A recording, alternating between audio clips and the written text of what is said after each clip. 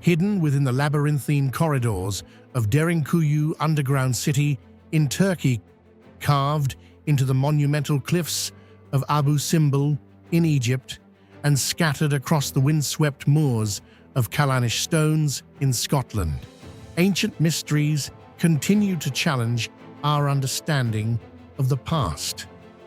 These sites reveal extraordinary engineering and a deep connection to the cosmos. How did underground cities sustain life for thousands? Why were temples aligned so precisely with the sun?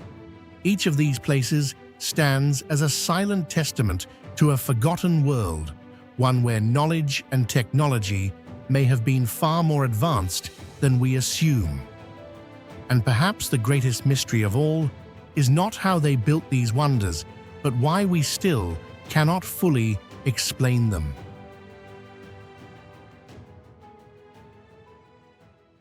Off the coast of present-day Tanzania lies Kilwa Kisiwani, a place that today appears quiet, almost forgotten, surrounded by the endless blue of the Indian Ocean.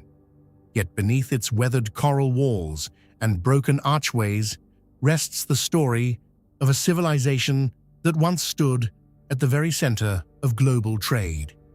Between the 9th and 16th centuries, Kilwa was not merely a settlement, it was a powerful city-state, a gateway through which gold, ivory, and ideas flowed between Africa, the Middle East, and Asia. What makes Kilwa remarkable is not only its wealth or influence, but the quiet contradictions embedded within its ruins. How did such a small island, with limited natural resources, rise to such prominence? How did its builders achieve architectural feats that seem disproportionate to the tools they are believed to have possessed? And perhaps most intriguingly, why does so much about Kilwa still feel incomplete, as if parts of its story have been erased? At its peak, Kilwa controlled one of the most important trade networks in the Indian Ocean world. Merchant ships arrived from Arabia, Persia, India, and even China, drawn by the promise of gold, sourced from the African interior, particularly from regions associated with Great Zimbabwe. Goods were exchanged, cultures intertwined, and wealth accumulated. Kilwa minted its own coins, an extraordinary indicator of economic sophistication. Its rulers maintained diplomatic and commercial relationships across vast distances, suggesting not only maritime capability, but also a deep understanding of seasonal monsoon winds and navigation techniques.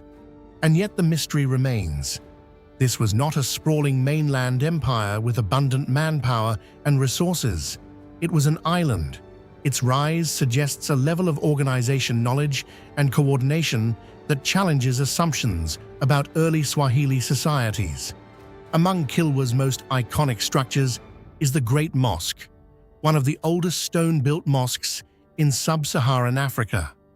Expanded over centuries, it features domes, vaulted ceilings, and a layout that reflects both local traditions and Islamic architectural influences. But the material itself raises questions. The mosque was constructed primarily from coral stone cut from the surrounding reef. Coral is not an easy medium. It is porous, irregular, and fragile when freshly quarried. Yet once dried, it hardens. The builders of Kilwa seem to have understood this transformation intimately. Still, understanding the material does not fully explain the outcome. The arches are balanced. The domes are stable. The alignment of structural elements suggests planning and precision. These are not random constructions, they are deliberate, controlled, and technically aware. Further along, the island stands Husuni Kubwa, a vast palace complex overlooking the ocean. With more than 100 rooms, terraced courtyards, and a sophisticated water storage system, it remains one of the largest pre-colonial structures in East Africa. The scale alone is puzzling. Why would such an extensive palace be constructed on a relatively small island? Was it purely a royal residence, or did it serve administrative, ceremonial, or even commercial functions? Its layout suggests more than domestic use. It hints at hierarchy, at governance, at a structured society capable of organizing labor and resources on a significant scale. But again, the same question emerges: how? Here lies the most compelling mystery of Kilwa. On the surface, the construction methods appear straightforward. Builders used coral rag lime mortar and basic hand tools. There is no evidence of advanced machinery, no metal frameworks, no complex lifting devices documented in the archaeological record. By all conventional measures, the technology was simple. And yet the results tell a different story. The walls of Kilwa have endured for centuries, despite exposure to salt air, humidity, and seasonal storms. Coral stone, while workable, is not typically associated with long-term durability in such harsh environments, especially when shaped with primitive tools. But in Kilwa, it persists. The stones themselves are often cut and fitted with a consistency that suggests controlled shaping. The joints between blocks are tight.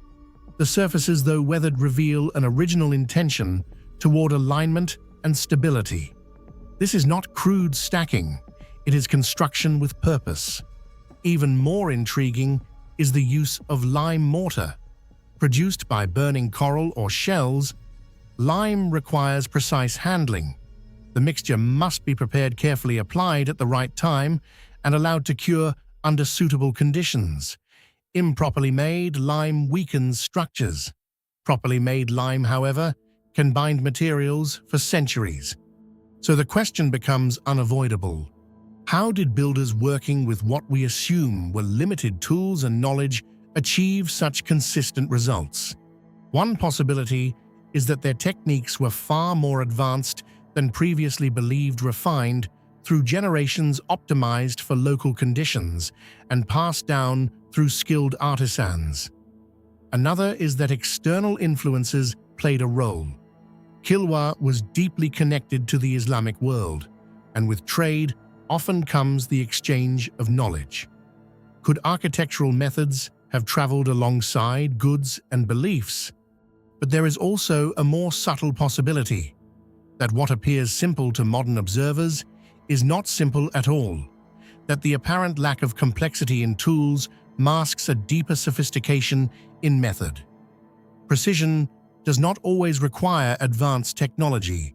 It can emerge from experience, from repetition, from an intimate understanding of material behavior. Still, the gap between expectation and outcome remains. The tools seem too basic. The structures seem too enduring. The explanation feels incomplete. By the early 16th century, Kilwa's prominence began to fade. The arrival of the Portuguese disrupted established trade routes, shifting economic power and destabilizing local systems. Yet Kilwa was not dramatically destroyed. There is no singular catastrophic event recorded in its ruins. Instead, the city appears to have been gradually abandoned. Buildings were left behind, structures decayed. The once busy port fell silent. This quiet disappearance adds another layer to the mystery. Cities of such importance rarely vanish without leaving clearer traces of their final days. Kilwa, however, seems to have slipped into obscurity, almost gently, as if its time had simply ended. Today, Kilwa Kisiwani stands as a UNESCO World Heritage Site, recognized for its historical significance. But recognition does not equal understanding. The ruins challenge assumptions about technological development, about cultural exchange, and about the capabilities of societies often underestimated in historical narratives. They suggest that knowledge can exist without leaving extensive written records, that skill can be embedded in practice rather than theory. And perhaps most importantly, they remind us that the past is not always as simple as it appears. Kilwa Island ruins are not just remnants of stone. They are fragments of a larger story, one that speaks of ambition, adaptation, and quiet ingenuity. A story where simple tools produced enduring complexity, where a small island shaped global trade, and where even now the full truth remains just beyond reach. If the builders of Kilwa truly worked with simple tools and local materials, then their achievements suggest a level of mastery we have yet to fully appreciate. But if something more was involved, lost techniques, external knowledge, or methods not yet understood, then Kilwa may represent not just a historical site, but a puzzle still waiting to be solved. So what do you think? Were the construction techniques of Kilwa simply the result of human ingenuity pushed to its limits, or evidence of knowledge that has since been lost to time?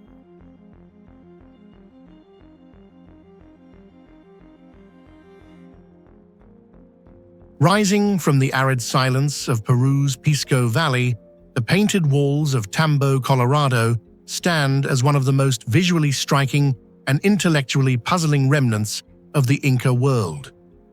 At first glance, the site appears almost too well preserved to be ancient, its walls still glowing with tones of deep red, warm ochre, and pale white, as if they had been painted not centuries ago, but within living memory. Yet these pigments have endured for more than 500 years, exposed to a harsh desert climate defined by intense sunlight, shifting winds, and extreme dryness. This alone would be remarkable, but the true mystery lies not only in their survival, but in the method behind their creation, a method that modern science has yet to fully reconstruct. Tambo, Colorado, believed to have been established during the reign of the Inca Emperor Pachacuti in the 15th century, functioned as an administrative and ceremonial center along the vast Inca road network. Its architecture reflects the typical precision and order associated with Inca engineering, but it is the chromatic identity of the site that sets it apart. The walls are not merely coated, they are intentionally and systematically colored, suggesting that pigment played a role far beyond decoration. The central plaza, the surrounding halls, and the carefully arranged compounds are all unified by this vivid palette, creating an environment that must have once felt both symbolic and immersive. And yet, despite decades of archaeological attention, one fundamental question remains unresolved. How did the Inca create paints capable of such extraordinary longevity? At the core of this mystery lies the composition of the pigments themselves. Scientific analysis has identified likely sources for the colors: red, derived from hematite, a naturally occurring iron oxide, yellow from ochre-rich earth, and white from minerals such as kaolin or gypsum. On the surface, these materials are not unusual. They were widely available and used by many ancient cultures across the world. However, what distinguishes the pigments at Tambo, Colorado, is not simply their origin, but their performance, their ability to resist fading, flaking, and chemical breakdown over centuries of exposure. In modern terms, they behave less like primitive mineral paints and more like engineered coatings, raising the possibility that the Inca possessed a level of material knowledge that has not been fully appreciated. The greatest enigma, therefore, is not what the pigments are made of, but how they were prepared and applied. There is growing evidence to suggest that the Inca did not simply grind minerals and mix them with water.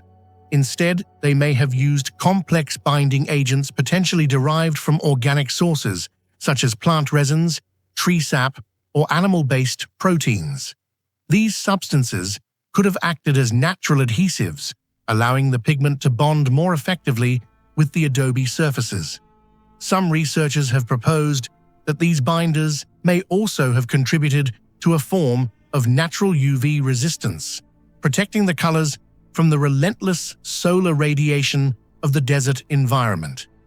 If true, this would indicate a sophisticated understanding of not only materials but also environmental interaction, an early form of what we might today call materials engineering. Even more intriguing is the possibility that the pigments underwent some form of thermal or chemical processing before application. Certain mineral pigments, when heated to specific temperatures, undergo structural changes that can enhance their color stability and durability. Could the Inca have discovered through experimentation or inherited knowledge that controlled heating of hematite or ochre would produce more resilient pigments? There is no definitive evidence to confirm this, but the consistency and endurance of the colors suggests that the process was anything but accidental. It implies a repeatable, controlled technique passed down through generations, refined over time, and applied with precision.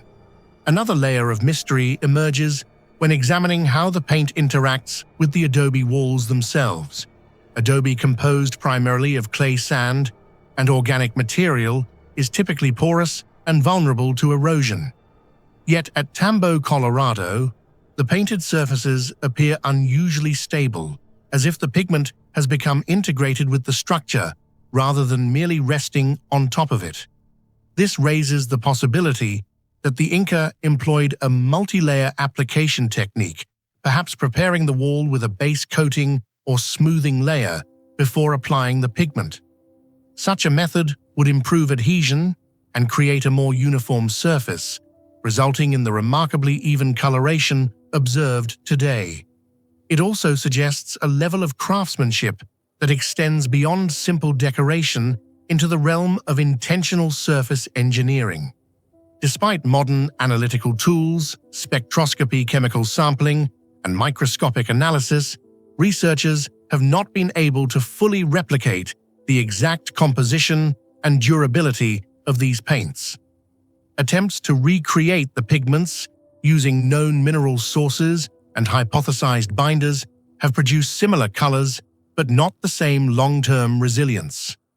Something remains missing from the equation, an unknown variable that continues to elude reconstruction. It could be a specific organic compound that has since degraded beyond detection, or a subtle aspect of the preparation process that was never recorded. Whatever the case, the result is the same. The painted walls of Tambo, Colorado continue to outperform modern expectations of what ancient paint should be capable of. This gap in understanding leads to a broader and more provocative question. If the Inca possessed such advanced knowledge of materials knowledge that allowed them to create pigments of exceptional durability, what else might they have known that has since been lost? The absence of written records in the Inca civilization means that much of their technological and scientific understanding was transmitted orally or through practice. When that chain of transmission was broken, entire bodies of knowledge may have vanished with it. The painted walls, therefore, are not just a visual artifact, but a fragment of a lost intellectual tradition, preserved in color but not in explanation. And yet the mystery is not purely technical. The deliberate use of color throughout Tambo, Colorado, suggests that these pigments carried meaning, perhaps symbolic, social, or even administrative.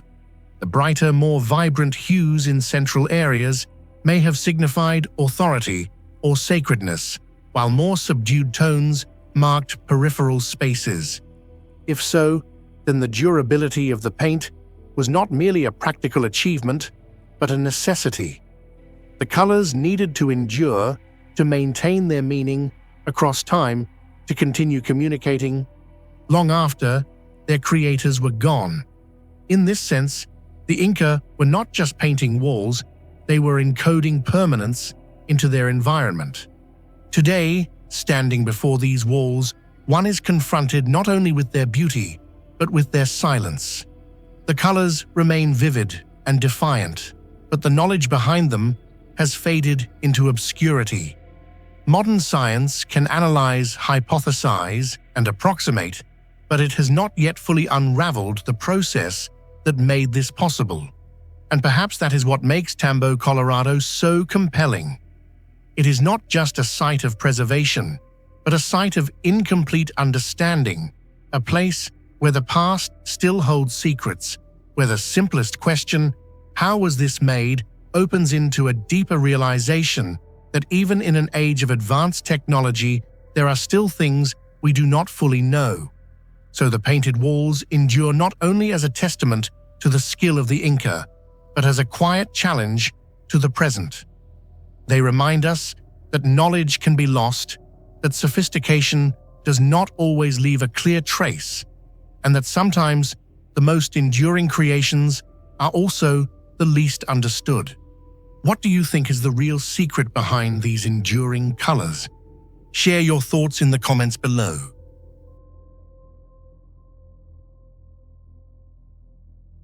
High in the arid foothills of what is now Tucume province, the remains of the ancient Quilmes settlement rise like a fossilized echo of human ingenuity. Known today as the Quilmes Ruins Terraces, this vast stone complex once served as a thriving city for the indigenous Quilmes people, a society that resisted conquest for decades and carved an existence out of one of the harshest environments imaginable. At first glance, the site appears as a cascading arrangement of stone terraces climbing a mountain slope. But beneath that visual simplicity lies a layered system of engineering, environmental adaptation, and architectural precision that continues to puzzle modern researchers. The landscape itself offers no easy advantages. Rainfall is scarce, temperatures fluctuate dramatically between day and night, and the terrain is steep and unforgiving. Yet against all odds, the Quilmes people constructed a settlement that was not only sustainable, but highly efficient. Their terracing system functioned as more than agricultural infrastructure. It was a carefully calibrated environmental mechanism. Each level was positioned to capture limited moisture, reduce soil erosion, and regulate temperature. Stones absorbed heat during the day and released it slowly at night, creating a microclimate that shielded crops from extreme thermal variation. The terraces, in effect, acted as a living system, one that balanced water, heat, and gravity without the aid of machines or written engineering principles. Equally remarkable is the subtle water management network embedded within the site.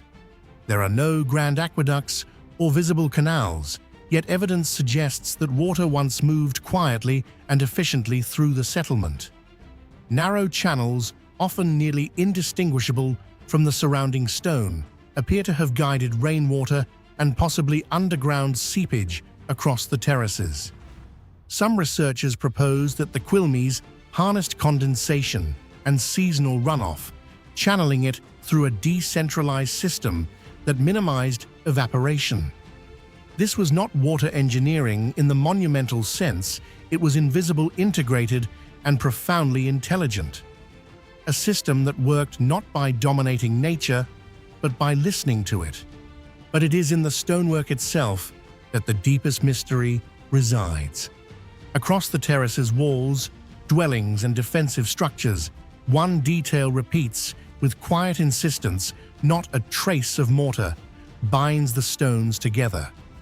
And yet these structures have endured for centuries through wind, seismic activity, and erosion without collapsing into ruin. The stones, irregular in shape and varied in size, are fitted together with such precision that the gaps between them are almost imperceptible. In some sections, it is said that even a thin blade cannot be inserted between adjoining blocks. This raises an immediate and unsettling question. How was such precision achieved without modern tools? Unlike the precisely cut ashlar masonry seen in later civilizations, the stones at Quilmes do not appear uniformly shaped. They are not standardized blocks produced in controlled conditions. Instead, each stone seems to have been individually selected, shaped, and placed in relation to the others, forming a complex three-dimensional puzzle. The builders were not forcing uniformity onto the material, they were adapting to it, responding to each stone's natural geometry. One prevailing theory suggests that the Quilmes employed a form of incremental fitting, carefully adjusting each stone through repeated placement and removal until a near-perfect fit was achieved. This would require not only patience, but an extraordinary spatial awareness, an intuitive understanding of geometry that borders on instinctive engineering. Another possibility is the use of simple yet highly effective tools, perhaps made of harder stone or metal capable of refining surfaces to a precise degree. However, no definitive evidence of such tools has been found in quantities that would explain the scale of construction. Even more intriguing is the structural logic behind this technique. Mortarless construction is not merely an aesthetic or material choice, it has functional advantages. Without rigid binding material, the walls possess a degree of flexibility. During seismic activity, the stones can shift slightly and then settle back into place, dissipating energy rather than cracking under stress. This principle, now recognized in modern earthquake-resistant design, appears to have been intuitively understood by the Quilmes centuries ago. But precision alone does not explain durability. The orientation and interlocking of the stones suggest a deeper knowledge of load distribution. Larger stones are often placed at the base, with smaller ones filling gaps and stabilizing the structure above. The result is a system that distributes weight, evenly reducing pressure points and preventing collapse. It is engineering without equations, yet no less sophisticated. There is also a philosophical dimension to this technique. The absence of mortar implies a construction method that is reversible, adaptable, and in harmony with its environment. Stones can be replaced, adjusted, or reused without destroying the integrity of the whole. In this sense, the architecture of Quilmes is not static, it is dynamic, capable of evolving over time. And still the central mystery remains unresolved.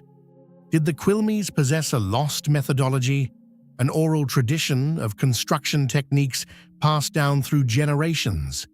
Or are we witnessing the result of cumulative experimentation refined over decades until it reached near perfection? Or perhaps more provocatively, does this reflect a level of practical intelligence that modern frameworks struggle to categorize? Beyond the stonework, the layout of the settlement reinforces the impression of a highly organized system. The city is not scattered randomly across the mountainside. Instead, it unfolds in layers: residential zones, storage areas, ceremonial spaces, all interconnected by pathways that follow the natural contours of the land. Movement through the city appears to have been carefully controlled, with narrow access points and elevated vantage positions that suggest a defensive strategy integrated into the architecture itself. Indeed, Quilmes was not merely a place to live, it was a fortress. Positioned high above the surrounding terrain, it offered visibility and protection. Invaders would have been forced to navigate steep, exposed approaches, while defenders could utilize the terraces as successive lines of resistance. The very design of the city transformed geography into a weapon. And yet, despite its defensive strength, Quilmes ultimately fell. After years of resistance against Spanish forces, the settlement was abandoned, its people displaced. What remains today is not just stone, but silence, a silence that holds unanswered questions. The Quilmes ruins terraces challenge our understanding of what technology truly means. There are no gears, no engines, no written blueprints, and yet the site embodies principles of environmental engineering, structural resilience, and spatial optimization that resonate with modern scientific thought. It is a form of technology that does not announce itself. a technology embedded in intuition, observation, and an intimate relationship with the natural world. And perhaps that is the most profound mystery of all. Because if such precision, efficiency, and durability could be achieved without machines, then what else might ancient civilizations have understood that we are only beginning to rediscover? What do you think, was this simply ancient human adaptation, or a form of lost technology? Share your thoughts in the comments below. Hidden deep within the mangrove-fringed landscapes of Wari Island, part of Tanzania's Mafia archipelago, the Kua ruins stand as a quiet but profound reminder of a once thriving Swahili settlement that flourished between the 12th and 15th centuries. Today, the site is almost swallowed by vegetation, its coral stone walls emerging from the earth like fragments of a forgotten narrative. There are no grand monuments towering over the horizon, no towering pyramids or intricately carved temples. At first glance, Kua appears modest, almost deceptively so. Yet beneath this apparent simplicity lies one of the most intriguing architectural and historical puzzles along the East African coast. Kua was not an isolated village. Archaeological evidence suggests it was deeply integrated into the vast Indian Ocean trade network that connected East Africa with Persia, Arabia, India, and even China. Imported ceramics, glass beads, and other foreign artifacts discovered at the site indicate that its inhabitants were active participants in long-distance commerce. This level of connectivity implies not only economic vitality, but also cultural sophistication. The presence of a large mosque, unusually expansive for a settlement of this size, further reinforces the idea that Kua was more than a peripheral outpost. It may have functioned as a localized center of religious and social life, attracting people and ideas from across the region. And yet, despite these signs of prosperity, Kua was eventually abandoned. No definitive historical record explains why. There are no clear traces of violent destruction, no widespread burn layers, no mass graves. The departure appears to have been gradual, or at least unrecorded in dramatic terms. This quiet disappearance only deepens the mystery. Why would a community so well positioned within trade routes and equipped with durable infrastructure simply fade away? Among all the questions surrounding Kua, one aspect stands out with particular intensity: its construction techniques. At first glance, the architecture of Kua seems almost rudimentary. The buildings are made primarily of coral rag, a type of limestone formed from compressed coral cut into relatively simple blocks. There is no evidence of highly advanced stone carving technologies, no polished surfaces, or elaborate interlocking systems like those seen in Incan or Egyptian constructions. The binding material appears to be lime mortar, likely produced from burned coral and mixed with sand and water. In technological terms, this is a straightforward, even basic method. But this is where the paradox begins. Despite the apparent simplicity of these techniques, the structures at Kua have endured for centuries in one of the harshest environments imaginable for stone architecture. The island's coastal conditions expose the ruins to constant humidity, salt-laden air, biological growth, and seasonal weathering. In most cases, such an environment accelerates decay. Salt crystallization alone can fracture stone from within, while moisture fosters erosion and structural weakening. And yet many of Kua's walls remain standing. Their outlines are still clearly visible. Some sections retain their original alignment with surprising precision. This durability raises an important question: was the construction truly as simple as it appears? One possible explanation lies in the properties of coral rag itself. Unlike many types of stone, coral limestone is relatively porous. This porosity allows it to absorb and release moisture more evenly, potentially reducing internal stress caused by rapid environmental changes. Additionally, when combined with lime mortar, the material may undergo a form of natural chemical stabilization over time. Lime mortar, unlike modern cement, can breathe, allowing for slight movements and adjustments without cracking. This flexibility could be a key factor in the long-term survival of the structures. However, understanding the material alone does not fully explain the consistency and resilience observed across the site. There is also the question of craftsmanship. Even if the tools were simple, the knowledge required to select, cut, and place coral stone effectively should not be underestimated. The builders of Kua may not have left behind detailed manuals or inscriptions, but their work suggests an intimate understanding of local materials and environmental conditions. The thickness of the walls, the way stones are layered, and the integration of mortar all point to a method refined through experience rather than formal engineering theory. In particular, the mosque structure offers compelling evidence. Its walls are thicker and more carefully constructed than those of surrounding buildings, suggesting a prioritization of durability for religious architecture. The alignment of the mihrab niches, the orientation toward Mecca, and the structural coherence of the prayer hall indicate deliberate planning. Yet even here, the techniques remain fundamentally simple.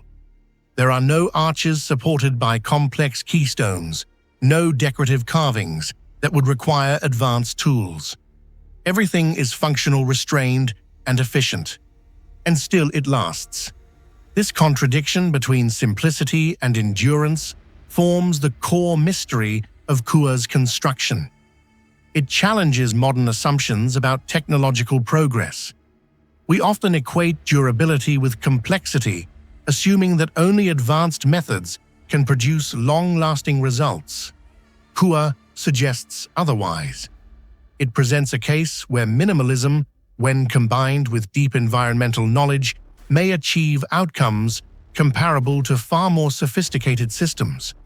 But there may be another layer to consider. Some researchers have proposed that what we perceive as simple may actually reflect a lost optimization process. Over generations, builders in coastal East Africa may have refined their techniques to a point where unnecessary complexity was eliminated. What remains is not primitive, but efficient, an architecture perfectly adapted to its context. If this is true, then Kua does not represent a lack of technological advancement, but rather a different kind of intelligence, one rooted in sustainability and long-term resilience. Even so, gaps in our understanding persist. We do not know exactly how construction knowledge was transmitted within the community. There are no surviving records detailing the process. We cannot say with certainty whether specialized builders existed or if construction was a communal activity. Nor can we fully reconstruct the original appearance of the structures as time has inevitably altered their form. What we do know is that the ruins continue to stand quietly resisting the forces that should have erased them long ago. Beyond the technical aspects, this endurance carries symbolic weight. The surviving walls of Kua are not just physical remnants. They are echoes of a society that understood its environment in ways we are only beginning to appreciate. They remind us that sophistication is not always visible and that resilience does not always require complexity. As the vegetation continues to encroach and the sea air continues its slow work, the Kua ruins remain suspended between past and present. They do not reveal their secrets easily. Instead, they invite observation, interpretation, and perhaps a degree of humility. Because in the end, the most compelling question may not be how these structures were built, but why, with all our modern knowledge, we still find it difficult to replicate their quiet, enduring strength. What do you think truly allowed the structures at Kua to endure for so long? Technique, materials, or a lost body of knowledge? Share your thoughts in the comments below.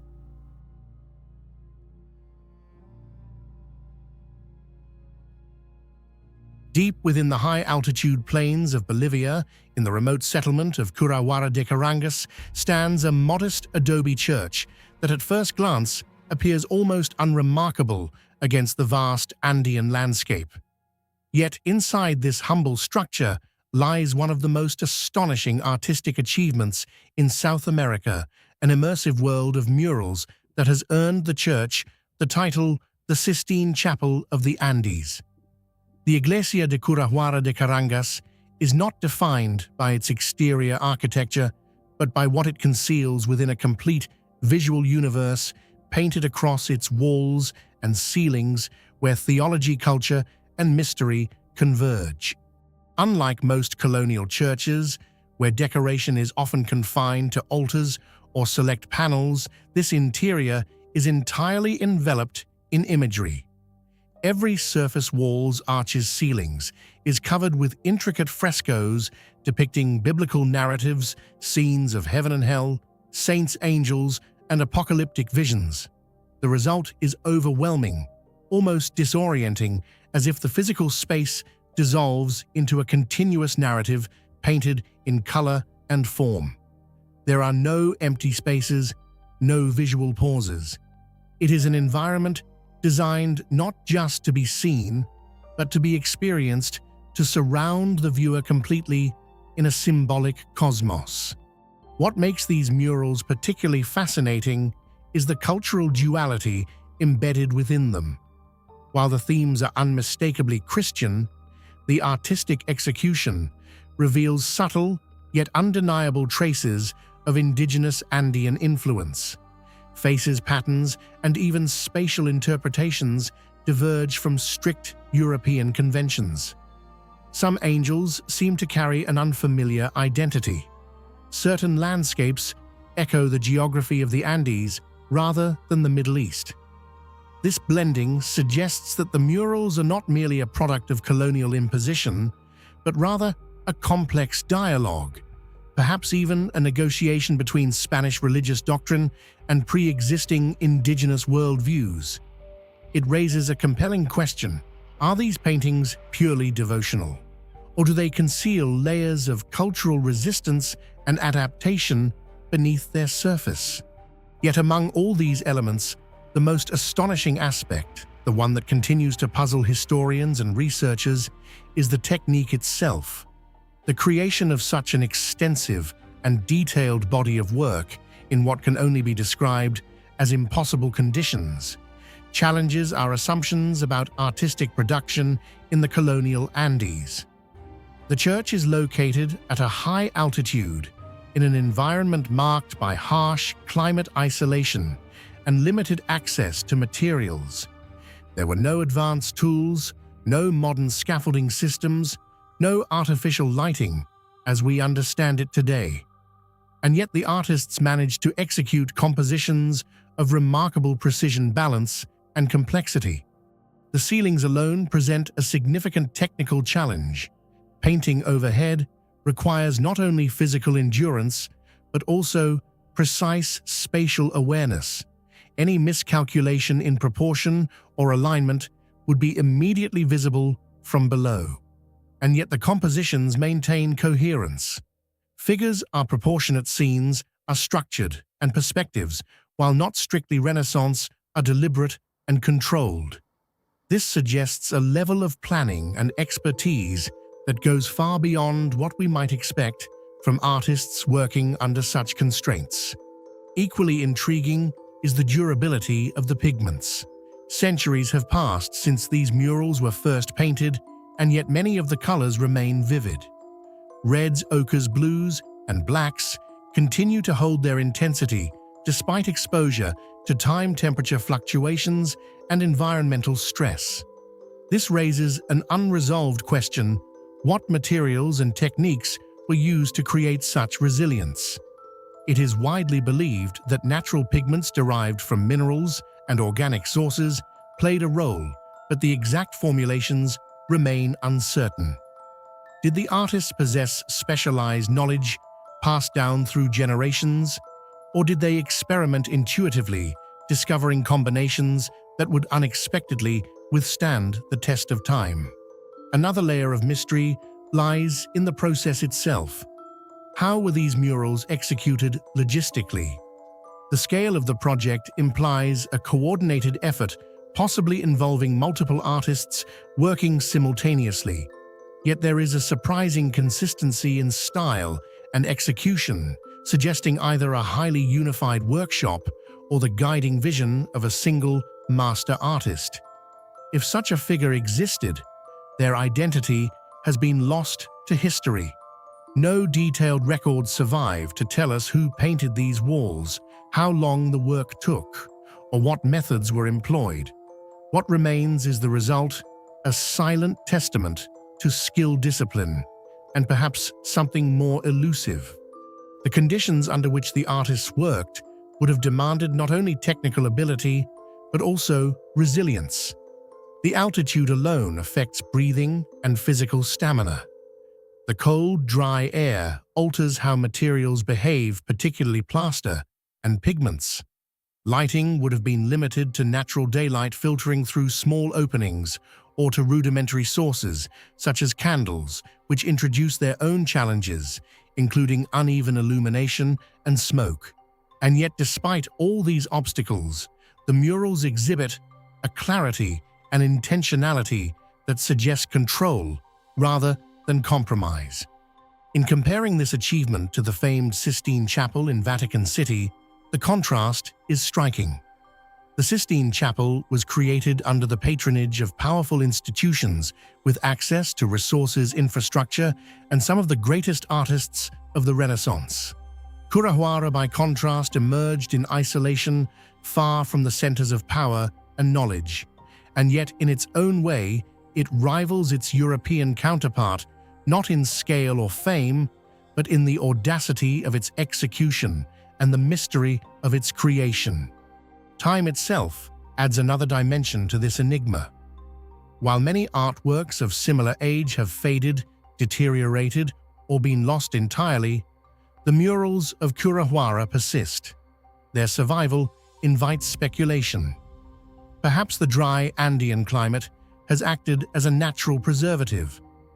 Perhaps the materials used were inherently more stable than we currently understand.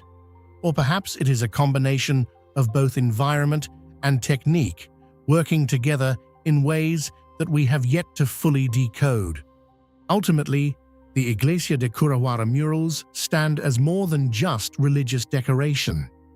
They are a convergence of worlds, European and indigenous, spiritual and material, known and unknown.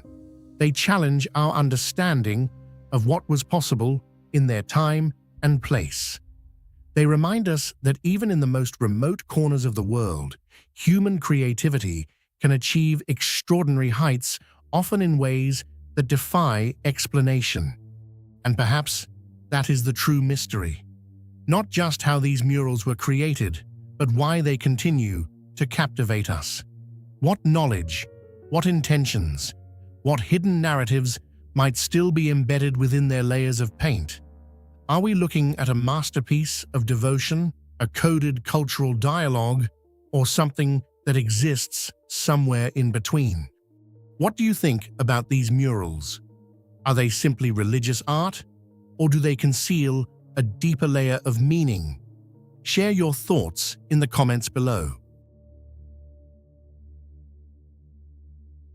Hidden deep within the dense coastal forests of East Africa, the ruins of Gedi ruins stand as one of the most enigmatic remnants of the Swahili civilization.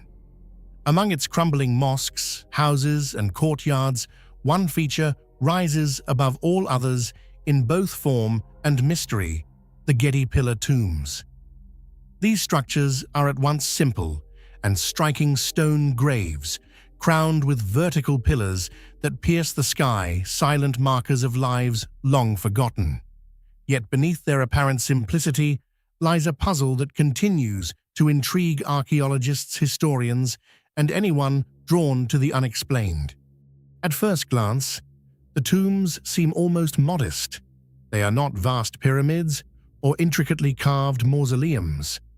Instead, they consist of rectangular burial chambers constructed from locally sourced coral stone, topped by tall, narrow pillars. Some are cylindrical, others polygonal, and a few display subtle, decorative elements that hint at craftsmanship without excess. Their elegance lies in restraint. There is no overwhelming ornamentation, no grand inscriptions proclaiming the identity of the dead. And yet these pillars stand weathered, eroded, but still upright after centuries of exposure. It is this contrast between simplicity and endurance that forms the heart of their mystery. The builders of Gedi did not possess modern engineering tools. They had no steel reinforcements, no industrial cement, and no advanced machinery. What they did have was an intimate understanding of their environment and materials, particularly coral stone. This material, formed from ancient marine organisms, is relatively soft when freshly quarried, but hardens over time when exposed to air. The people of Gedi exploited this property with remarkable precision. Blocks could be cut and shaped with relative ease, then assembled into structures that would gradually strengthen as they aged. But the true marvel lies not just in the stone itself, but in the binding techniques used to hold it together. The mortar, believed to be a mixture of lime derived from burned coral and possibly organic additives, has proven astonishingly resilient. In a region defined by humidity, seasonal rains, and creeping vegetation, such materials would normally degrade quickly. Yet the pillar tombs have endured for over 5 centuries. Their surfaces may be worn, their edges softened, but their core structures remain intact. This raises a profound question. How did a seemingly primitive construction method achieve such longevity?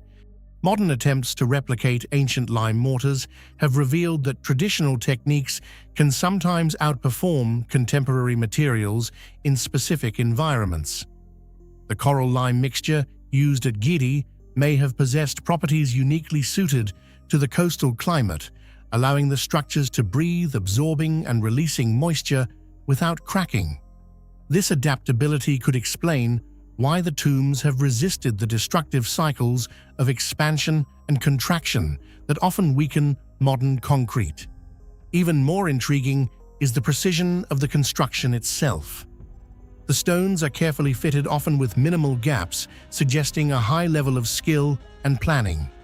There is no evidence of large-scale scaffolding or complex lifting systems, yet the pillars rise vertically with a stability that has withstood centuries of natural forces. Were these techniques passed down through generations of specialized builders, or did they represent a peak of knowledge that was later lost? The absence of written records only deepens the mystery. Unlike many other ancient sites, Gedi offers little in the way of inscriptions or historical documentation. The identities of those buried beneath the pillar tombs remain unknown. There are no epitaphs, no carved names, no clear markers of lineage or achievement. And yet the variation in tomb design suggests a structured society. Some tombs are plain, lacking any vertical element, while others are crowned with tall, carefully shaped pillars. This disparity points to social stratification, an unspoken hierarchy expressed through architecture rather than text. It is tempting to interpret the pillars as symbols of status. Perhaps they marked the graves of wealthy merchants, religious leaders, or influential figures within the Swahili community. Gedi was once a thriving trading city, connected to a vast network that stretched across the Indian Ocean. Goods, ideas, and beliefs flowed through its streets. It is not difficult to imagine that those who held power in such a place would seek a form of remembrance that transcended ordinary burial practices. Yet the pillars may represent something more than status. Their verticality is striking. They rise from the earth in a way that feels intentional, almost symbolic. In many cultures, vertical structures serve as connectors between realms, the physical and the spiritual, the earth and the heavens. Could the Gedi pillars have functioned as metaphysical conduits, guiding the souls of the deceased, or were they markers designed to ensure that the dead would not be forgotten, even as the city itself faded into obscurity? Adding another layer of complexity is the cultural context of Gedi. The city was predominantly Muslim, and its architecture reflects Islamic influences, mosques oriented toward Mecca, an absence of figurative imagery, and a general adherence to religious norms. However, the pillar tombs do not fit neatly within traditional Islamic burial practices, which tend to favor simplicity and avoid elaborate grave markers. This suggests a blending of traditions, Islamic beliefs, interwoven with older local customs. Such cultural fusion is a hallmark of the Swahili coast, where African, Arab, and Persian influences merged over centuries of trade and interaction. The pillar tombs may be physical manifestations of this synthesis, a unique architectural language that cannot be fully explained by any single tradition. And then there is the final lingering mystery: abandonment. Sometime in the 17th century, Gedi was suddenly deserted. The reasons remain uncertain. There is no clear evidence of violent destruction, no mass graves indicating a catastrophic event. Instead, the city appears to have been quietly left behind. Wells houses and public spaces were abandoned, gradually reclaimed by the surrounding forest. The pillar tombs, however, remained standing watch over a city that no longer existed. Why were they left untouched? Why did no later civilization repurpose or dismantle them for building materials, as often happened elsewhere? Perhaps the answer lies in the aura they project.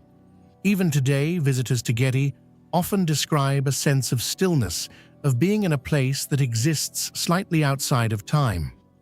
The tombs with their silent pillars seem to resist intrusion. They are not grand enough to attract conquest, yet not insignificant enough to be ignored. They occupy a strange middle ground, visible, enduring, but ultimately unknowable. In the end, the Gedi pillar tombs challenge our assumptions about technology and progress. They remind us that complexity is not always necessary for longevity, and that ancient knowledge, even when it appears simple, can hold depths we have yet to fully understand.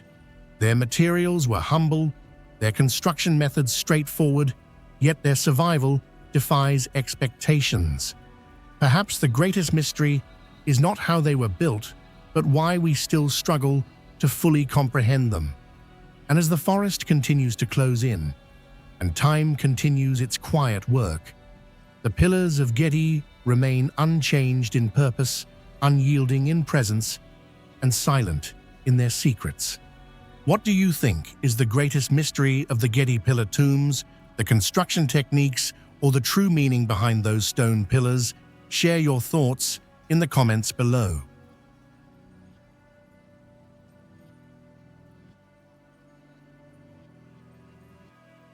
The winds that sweep across the high-altitude plains of western Bolivia carry more than dust and silence, they carry questions. In the remote expanse of Sajama National Park, beneath the looming presence of Nevado Sajama, stand dozens, perhaps hundreds, of ancient funerary towers known as the chulpares of Sajama. Scattered across a stark and almost otherworldly landscape, these structures appear at first glance to be simple relics of a forgotten culture.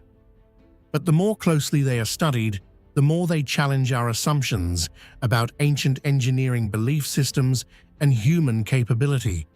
These towers, known as chulpas, are traditionally associated with the Aymara and earlier Andean cultures. Rising from the earth in cylindrical or rectangular forms, they vary in size but often reach several meters in height. Their purpose, at least on the surface, seems clear. They served as burial monuments, for important individuals, likely elites or revered ancestors. Yet even this seemingly straightforward function begins to unravel under scrutiny. Why construct elaborate above-ground tombs in such a harsh environment? Why elevate the dead in towers rather than return them to the soil? One of the most striking and consistent features of the chulpares of Sajama is their orientation. Nearly all of them have small openings or doorways that face east toward the rising sun. This detail is too deliberate to be coincidental. It suggests a deep cosmological or spiritual significance tied to solar cycles, possibly reflecting beliefs about rebirth, renewal, or the journey of the soul. In many ancient cultures, the East symbolized beginnings, light, and resurrection. But what makes Sajama unique is the scale of this consistency. Across vast distances and multiple clusters of towers, the same orientation is repeated with remarkable precision, hinting at a shared system of knowledge or ritual that extended far beyond a single settlement. However, it is in their construction that the true mystery of the chulpas begins to emerge quietly at first, then with growing intensity. At a distance, the towers seem crude, almost primitive. Their surfaces are rough, their forms irregular. They lack the polished perfection of Inca masonry or the monumental symmetry of Egyptian pyramids. But this initial impression is deceptive. A closer examination reveals something far more intriguing.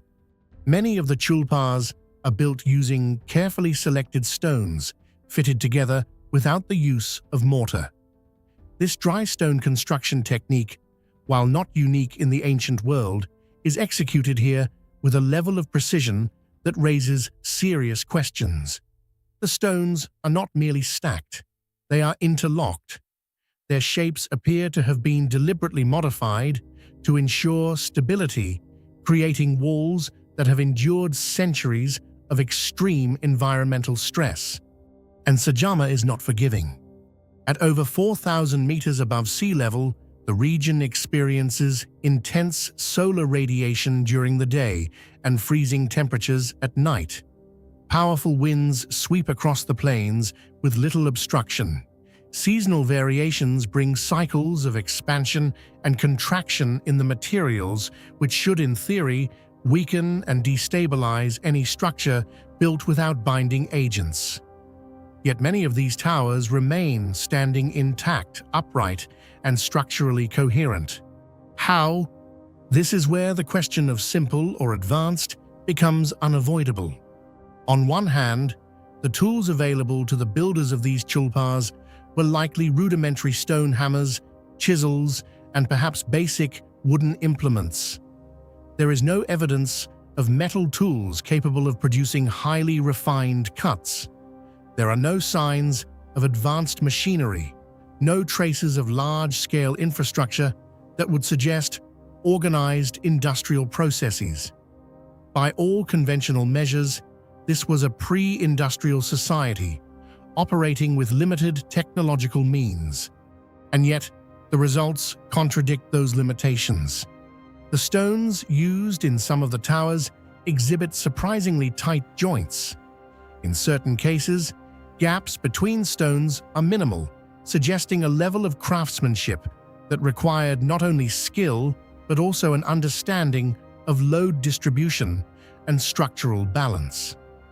The walls are often slightly tapered wider at the base and narrower at the top, a design choice that enhances stability. Some towers even incorporate internal chambers, with corbelled roofs indicating a grasp of architectural principles that go beyond mere stacking. This raises a critical possibility that what we perceive as simple may actually represent a form of knowledge that is different, not inferior to modern engineering. Rather than relying on artificial binders, the builders may have understood how to use gravity friction and geometry to their advantage. Rather than imposing rigid uniformity, they adapted each stone to fit within a dynamic system. It is a kind of intelligence embedded not in tools, but in technique. Another layer of mystery lies in the sourcing and transportation of materials. The stones used in the chulpas are not always found immediately adjacent to the structures. In some cases, they appear to have been transported from distant locations across uneven terrain and at high altitude. Without wheeled vehicles, draft animals suited for heavy hauling, or advanced road systems, this would have required significant human effort and coordination. Why invest so much energy in constructing these towers? The answer may lie in their dual function as both tombs and symbols. Inside many chulpas, archaeologists have discovered human remains in a flexed position, often accompanied by textiles, ceramics, and other grave goods. These findings suggest that the towers were not merely repositories for the dead, but carefully prepared environments designed to preserve and honor them. The presence of valuable items indicates status, while the effort invested in construction reflects reverence. But beyond their role as burial sites, the chulpas also dominate the landscape. Positioned on elevated ground or along visible routes, they act as markers of territory lineage or spiritual presence. They transform the environment into a memory map, where the living are constantly reminded of those who came before. In this sense, the construction of the chulpas may have been as much about visibility as durability. And yet even this interpretation does not fully resolve the central question: how did a society with limited apparent technology achieve such enduring results? Some researchers argue that the techniques used in Sajama were part of a broader Andean tradition of stoneworking refined over generations through trial and error. Others suggest that we may be underestimating the sophistication of these cultures, projecting modern biases onto ancient practices. There are even more speculative theories, ones that propose lost knowledge, external influences, or undocumented innovations. What is certain is that the chulpas challenge the narrative of linear technological progress.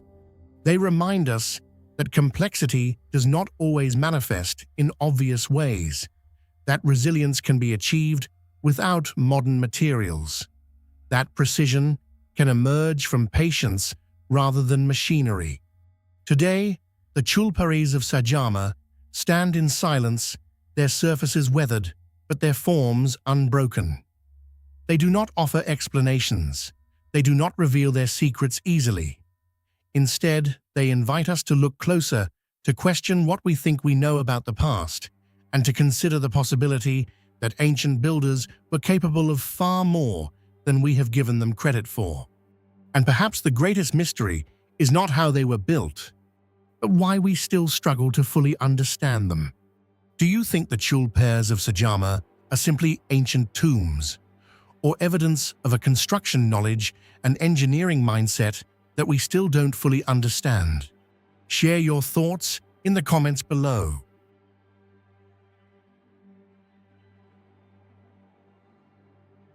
Hidden within the windswept highlands of Tafi del Valle, the enigmatic site known as Los Menhires de Tafi presents one of South America's most haunting archaeological landscapes. Scattered across grassy plains and rolling hills, hundreds of upright stones rise from the earth like frozen sentinels, their presence both imposing and deeply mysterious. These monoliths, known as menhirs, vary in size, shape, and surface detail, yet they share an undeniable sense of intentionality. They are not random geological formations. They are artifacts crafted, transported, and erected by human hands thousands of years ago. Despite decades of study, the true purpose of these stones remains elusive. They do not fit neatly into any single category of ancient architecture or ritual structure. Instead, they exist somewhere between art engineering and symbolism, an intersection that continues to challenge modern understanding. At first glance, the menhirs appear chaotic, scattered without a clear pattern. But closer inspection reveals subtle organization. Some stand alone, while others form loose alignments or clusters. Their heights range from small, waist-high markers to towering pillars exceeding 3 meters. Each stone seems to have been carefully selected, shaped, and positioned. What makes this even more intriguing is the terrain.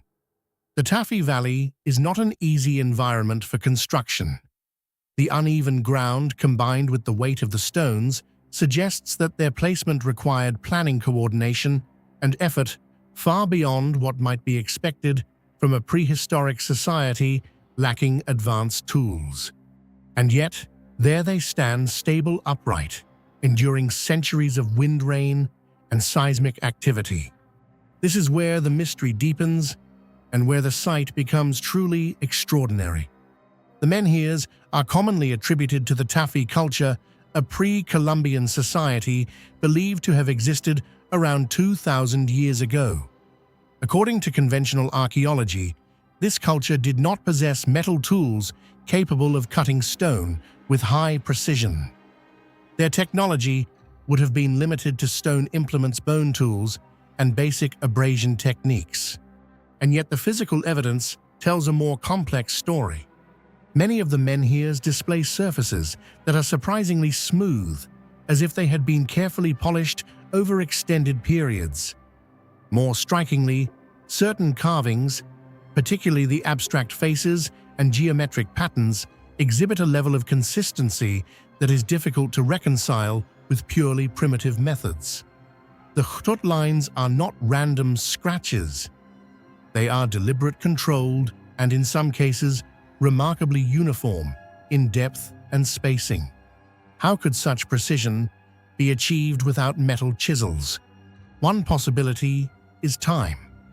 If artisans spent years working on a single stone, using harder rocks to chip away at softer surfaces, they might gradually achieve the desired shapes. But this raises another question: why invest such immense effort into objects whose purpose remains unclear? Another hypothesis suggests the use of advanced stoneworking techniques that have simply been lost to history. Methods involving controlled fracturing, water-assisted erosion, or even thermal manipulation, heating and cooling stone to induce cracks could have allowed for more refined shaping than we typically assume. However, there is little direct evidence to confirm these practices at Tafi. Even more puzzling is the apparent uniformity across multiple stones. If each menhir were created independently using basic tools, we would expect greater variation in style and execution. Instead, there is a subtle coherence, a shared visual language that implies standardized techniques or shared knowledge among the builders. This leads to a more provocative idea that the technological capabilities of the Tafi culture may have been underestimated, not in the sense of possessing modern machinery, but in terms of skill, technique, and understanding of materials. What appears simple on paper may in reality represent a highly refined craft tradition developed over generations. Still, questions remain. Why are there no surviving tools that match the precision of the carvings? Why do some surfaces appear more advanced than others? And why does the craftsmanship seem to exceed what is typically associated with societies of that era in the region? These inconsistencies fuel ongoing debate. Some researchers argue that we are projecting modern expectations onto ancient work, misinterpreting natural wear or later modifications as signs of advanced technology. Others believe that sites like Tafi hint at a broader gap in our understanding of prehistoric engineering. In either case, the menhirs challenge a fundamental assumption that technological sophistication must always leave obvious traces. Here, the evidence is subtle, hidden in the texture of stone, in the rhythm of carved lines, in the quiet precision of forms that have endured for millennia. The carvings themselves deepen the enigma. Faces emerge from the stone, but they are not realistic portraits. They are stylized, almost otherworldly elongated features, hollow eyes, ambiguous expressions. Alongside them, geometric shapes repeat in patterns that suggest intention, but resist interpretation. There is no known written language associated with these symbols, no surviving oral traditions that clearly explain their meaning. Without context, the carvings exist in a kind of interpretive vacuum. Were they representations of deities, ancestors, abstract concepts, or were they part of a symbolic system that functioned more like a code than an image? The absence of answers only amplifies their power. Some researchers have proposed that the menhirs may have been aligned with celestial events, sunrises, solstices, or seasonal cycles. In other ancient cultures, such alignments were used to mark time-guide agriculture or structure ritual life. At Tafi, however, the evidence is inconclusive. While certain stones appear to align with solar patterns, others do not. The overall arrangement lacks the strict precision seen in known astronomical sites. This ambiguity leaves open multiple interpretations. The menhirs could have served ceremonial purposes, marking sacred spaces within the landscape. They might have functioned as territorial markers, signaling identity and belonging. Or they could represent something more abstract, a physical manifestation of beliefs that no longer have a place in the modern world. The true significance of Los Menhires de Tafi lies not in any single explanation, but in the tension between what we see and what we cannot fully understand. These stones are at once simple and complex, primitive and sophisticated, silent, yet deeply expressive. They remind us that history is not a straight line of progress, but a mosaic of knowledge, some pieces preserved, others lost. And perhaps the greatest mystery is not how the menhirs were made, but why they continue to challenge us. In your opinion, are the menhirs at Los Menhires de Tafi truly the result of simple craftsmanship refined over time, or do they hide a level of technology that we still don't fully understand? Share your thoughts in the comments below.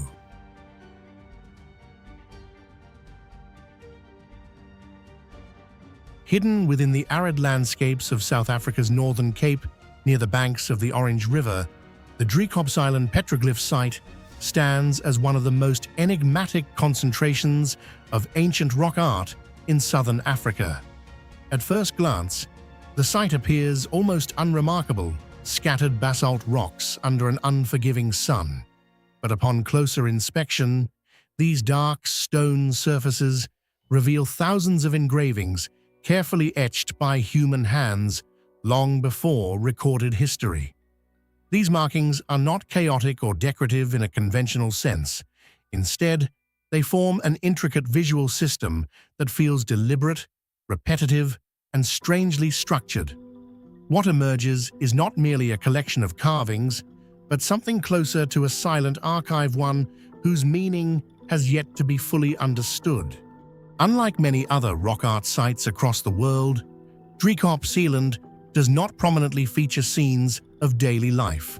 There are no vivid depictions of hunts, no detailed portrayals of human figures engaged in ritual or survival. Instead, what dominates the site are abstract geometric forms, parallel lines, grids, concentric circles, ladder-like shapes, and recurring motifs that seem to follow patterns. Alongside these are animal tracks, particularly those of antelope, rendered with a level of consistency that suggests symbolic importance rather than casual representation. The absence of narrative imagery immediately sets this site apart and raises a fundamental question. If these carvings are not storytelling, then what purpose did they serve? Some researchers have proposed that the engravings function as a form of proto-writing, a system of communication predating formal language systems. Others suggest they may represent maps, encoding information about territory water sources or migratory routes. There are also theories linking the symbols to spiritual or shamanistic practices where the act of engraving itself held ritual significance. Yet none of these explanations fully account for the uniformity, scale, and technical precision observed across the site. The deeper one studies these carvings, the more they resist simple categorization. It is within this context that the most puzzling aspect of Driop Island emerges: the technique used to create the engravings. On the surface, the method appears straightforward. The carvings were made by pecking and grinding away the dark outer layer of basalt to expose the lighter stone beneath. This technique is widely known and has been used by various ancient cultures around the world. However, the simplicity of the method stands in stark contrast to the results achieved at Driop Island. Basalt is an exceptionally hard volcanic rock, requiring significant force and time to alter even slightly. The idea that ancient people, likely without access to advanced metal tools, could produce thousands of engravings on such a material is already remarkable. But what truly deepens the mystery is the precision of the work. Many of the lines are not only straight, but also parallel with astonishing consistency. The spacing between these lines is often uniform, even when carved across uneven or curved rock surfaces. In some cases, grids appear so regular that they resemble the output of modern measuring tools. This raises a series of difficult questions. How were these ancient artisans able to maintain such accuracy without rulers' levels or standardized instruments? What techniques did they use to ensure consistency across multiple engravings? And perhaps most intriguingly, how did they achieve this level of control on irregular natural surfaces where even modern tools would struggle to maintain perfect alignment? One possibility is that the creators possessed a highly refined, experience-based technique developed over generations. Through repetition and skill, they may have achieved a level of craftsmanship that appears almost mechanical to modern observers. Another theory suggests the use of simple but effective tools, perhaps stone implements designed specifically for engraving basalt. However, there is little archaeological evidence to confirm the existence of such specialized tools at the site. There are also more speculative ideas. Some researchers have proposed that the engravings may have been guided by natural features of the rock, using subtle variations in texture or color as reference points. Others wonder whether the creators used organic materials such as cords or stretched fibers to guide straight lines. While plausible, these explanations still struggle to fully account for the consistency observed across such a large number of carvings. What makes this even more intriguing is the scale of the site. Driop Island is not a single panel or isolated cluster of engravings. It is an extensive landscape filled with marked stones, each contributing to a larger, seemingly interconnected system. The repetition of patterns across different rocks suggests a shared understanding among the people who created them, a common language or code that governed how and where these symbols were placed. Adding another layer of complexity is the question of time. The engravings at Driop Island were not created all at once.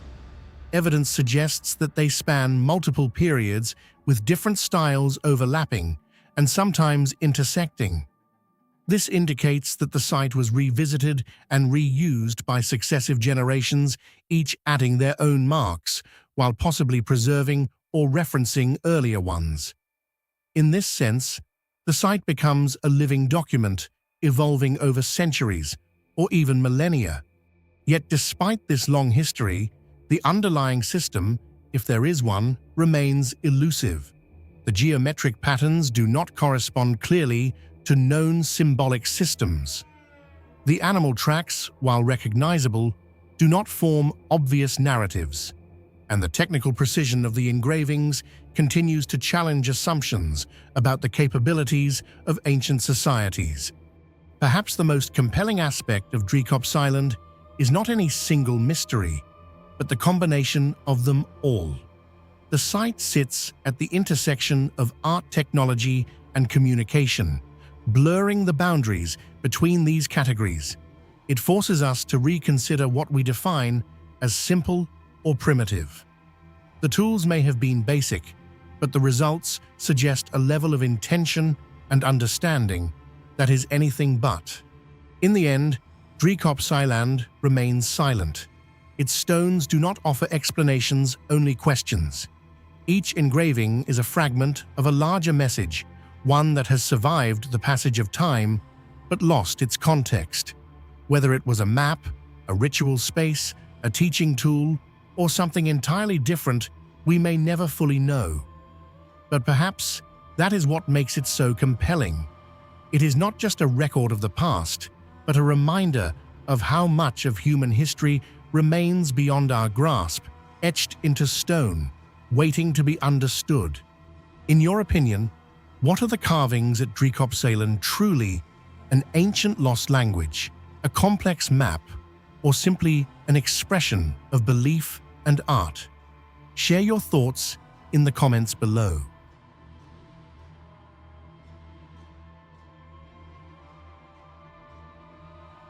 Across the dry desert margins of Roman Egypt in the Fayum region, a series of painted faces have survived the collapse of empires, the erosion of time, and the silence of forgotten identities.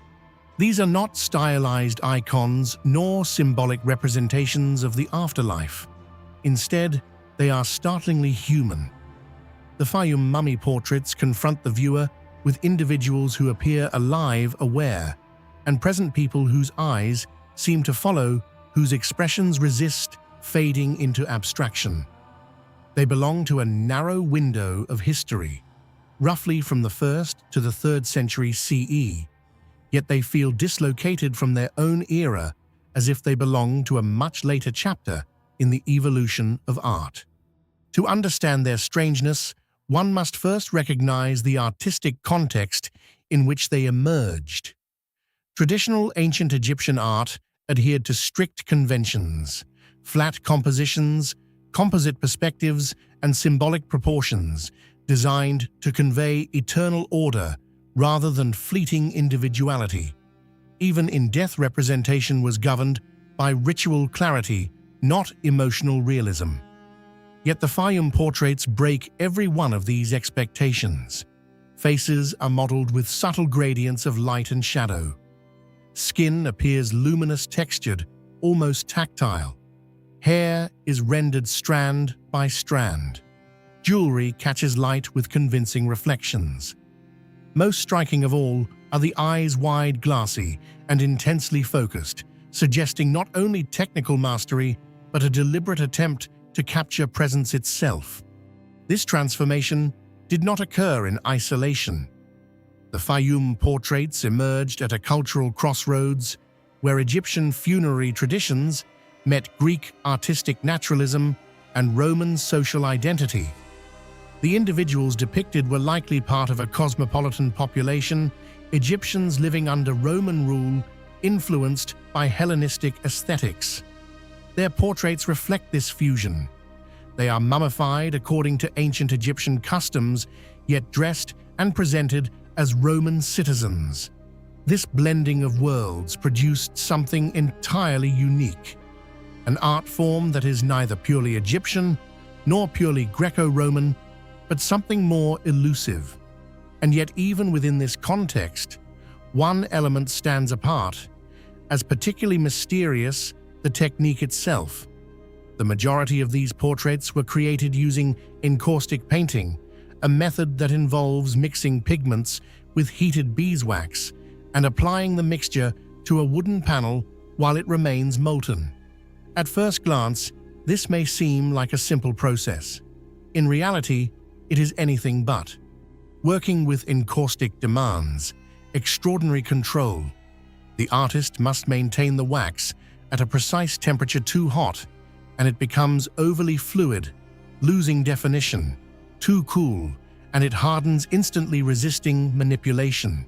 Each brush stroke must be deliberate, as the medium solidifies quickly upon contact with the surface. Unlike oil paint, which allows for extended blending and revision, encaustic requires decisions to be made in real time.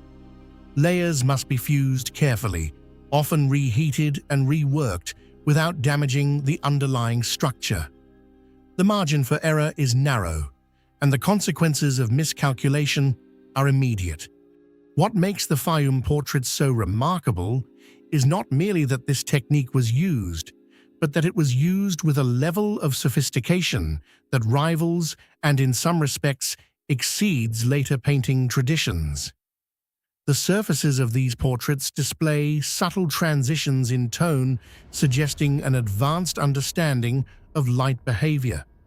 Highlights are placed with precision, giving the illusion of moisture in the eyes and sheen on the skin.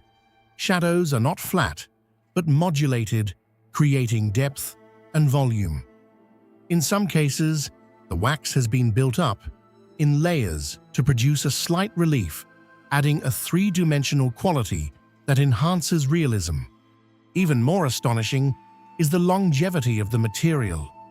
Despite being over 2 millennia old, many Fayum portraits retain their original vibrancy. Colors remain rich and saturated, details remain sharp. The wax, once hardened, forms a stable protective layer that resists moisture and decay. This durability raises important questions. How did ancient artists achieve such consistency in their materials? Did they possess standardized methods for preparing pigments and wax? Were there workshops, training systems, or even written guidelines that have since been lost?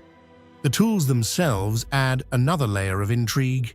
To work effectively with encaustic artists would have required heat sources capable of maintaining steady temperatures, as well as instruments for applying and shaping the wax. Some scholars suggest the use of heated metal spatulas or brushes, but direct evidence remains limited. No complete set of tools has been definitively identified, leaving much of the process to speculation. Experimental archaeology has attempted to reconstruct these methods, yet even modern practitioners struggle to replicate the exact qualities observed in the original works. This leads to a deeper and more unsettling question. Was this knowledge more widespread than we assume? Or was it confined to a small group of highly trained specialists? If the latter, what happened to them? Why does such a refined technique appear so vividly in this specific time and place, only to fade from prominence for centuries afterward? The disappearance of encaustic mastery is one of the most puzzling aspects of the Fayum phenomenon. While the technique did not vanish entirely, it continued in limited forms. In Byzantine icon painting, it never again achieved the same level of lifelike realism seen in these portraits. Later artistic traditions, including the rise of oil painting in medieval and Renaissance Europe, would eventually rediscover and expand upon naturalistic representation. But the Fayum portraits suggest that a comparable level of observational skill and material control had already been reached much earlier, then somehow lost or abandoned. Beyond technique, there is also the question of intent. These portraits were not created as standalone artworks to be displayed in public spaces. They were funerary objects attached directly to mummies and placed within tombs. Their audience was not the living, but the dead, or perhaps something beyond both. And yet, they are imbued with a vitality that seems almost contradictory to their purpose.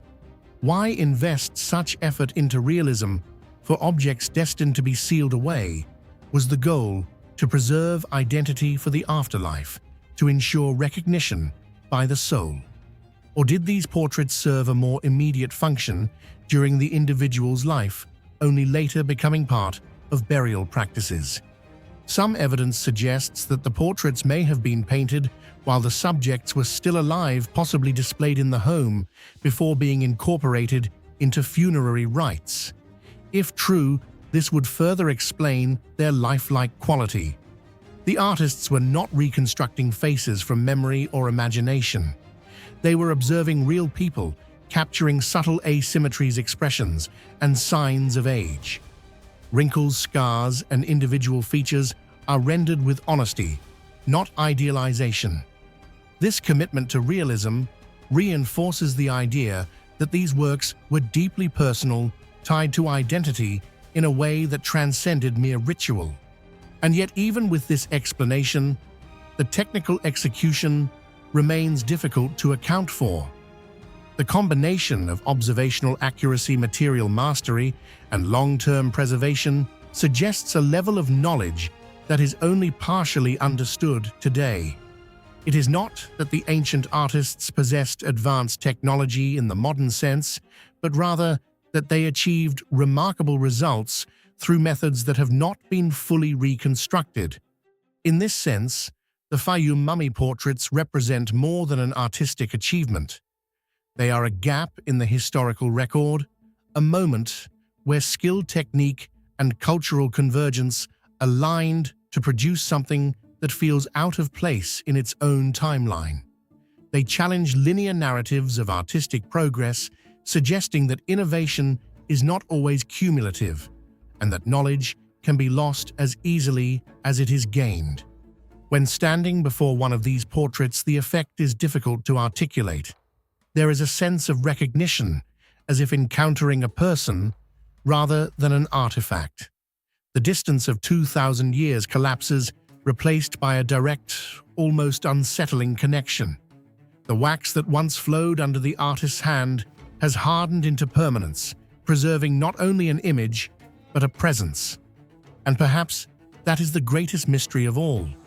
Not how the technique was achieved or why it was lost, but how something created for the realm of the dead continues to feel so vividly alive. If this technique was truly ahead of its time, why do you think it was lost for thousands of years? Share your thoughts in the comments below.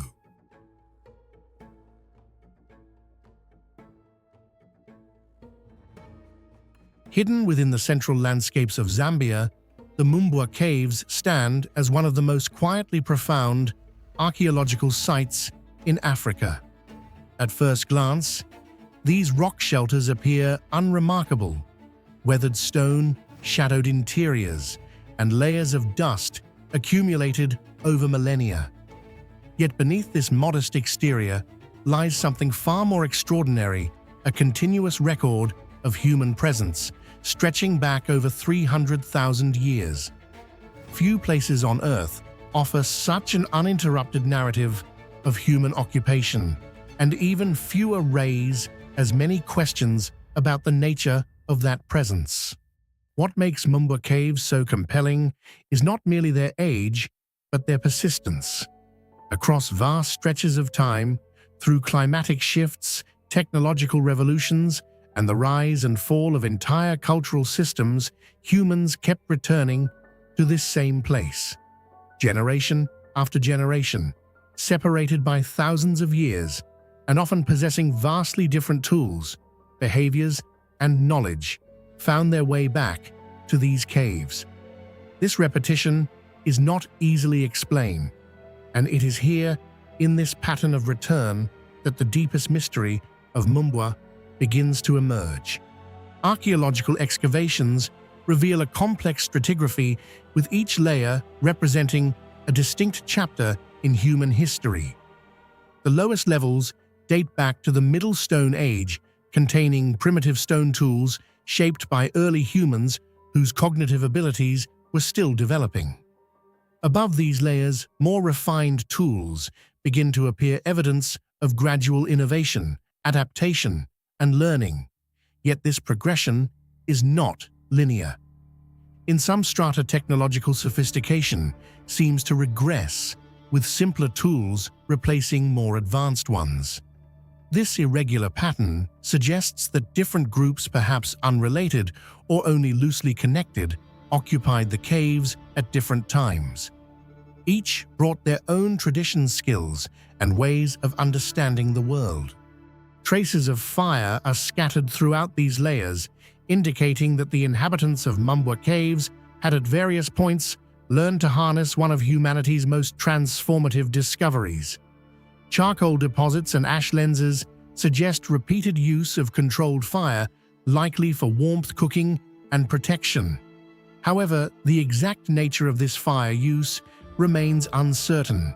Were these early humans fully capable of producing fire on demand, or were they merely preserving and reusing naturally occurring flames? The distinction is subtle but significant, marking a critical threshold in human cognitive evolution.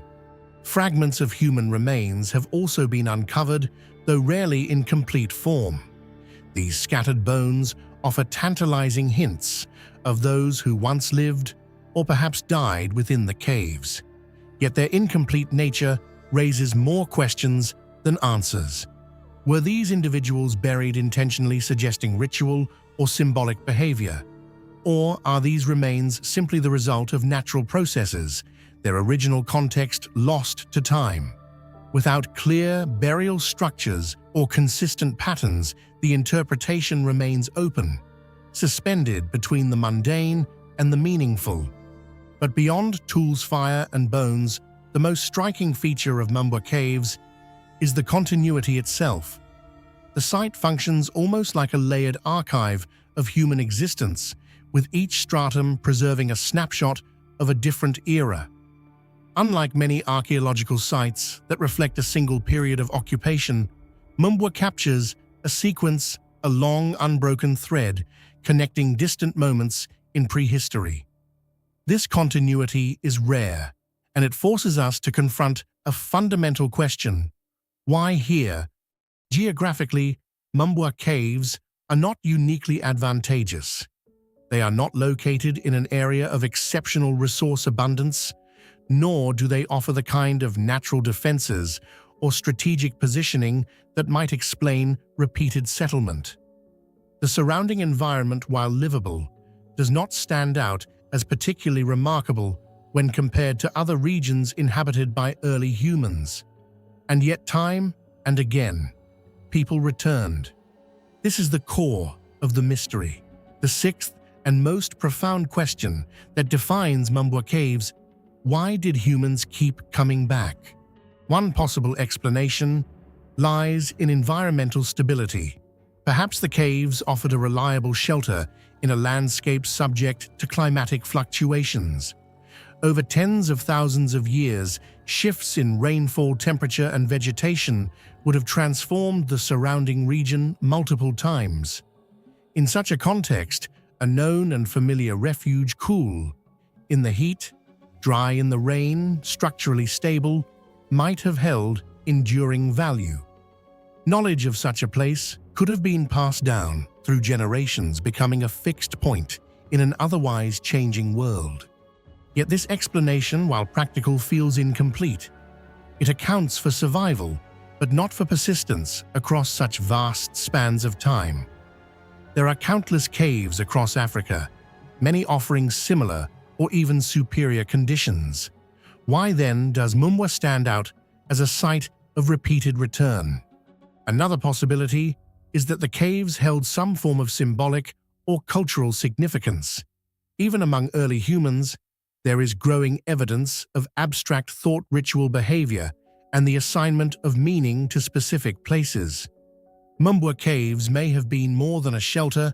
They may have been a landmark, a gathering place, or even a sacred site. Over generations, stories could have formed around it, embedding the caves within a shared cultural memory. In this sense, returning to Mumba would not merely be a practical decision, but a continuation of tradition, a reenactment of something deeply ingrained.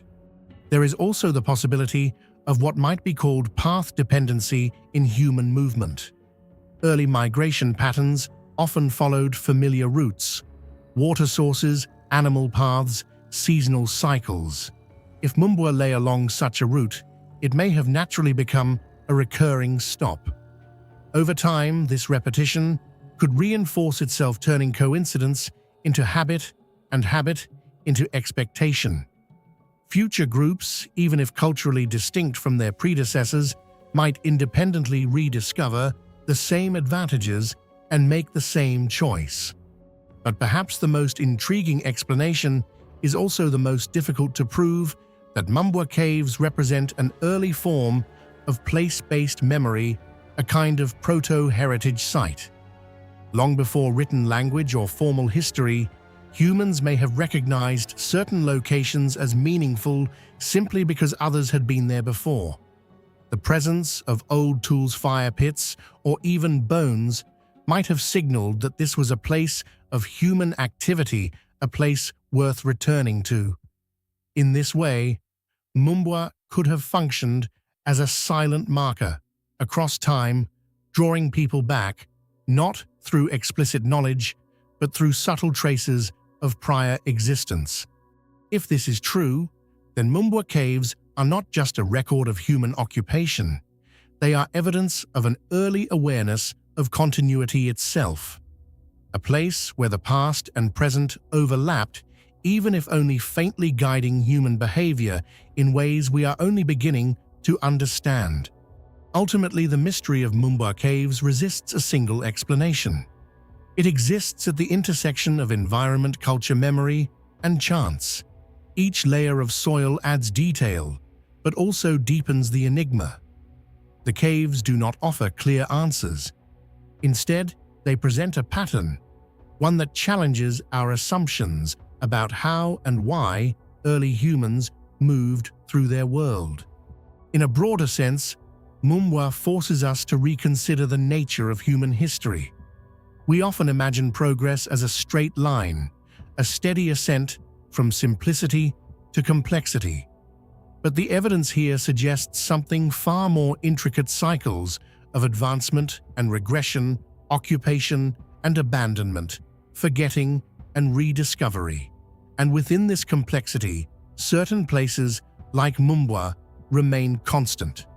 Not because they are extraordinary in appearance, but because they occupy a deeper, less visible role in the human story. A role that we are still trying to understand.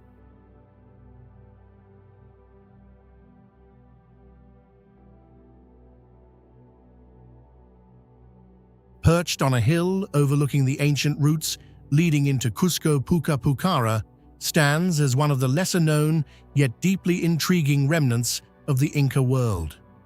At first glance, the site appears modest, far smaller and less imposing than monumental complexes like Sacsayhuaman. Its low stone walls, terraced levels, and irregular layout seem almost unremarkable compared to the architectural precision often associated with Inca engineering.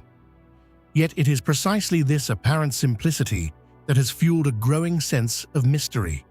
The more closely Puka Pukara is examined, the more it resists easy classification.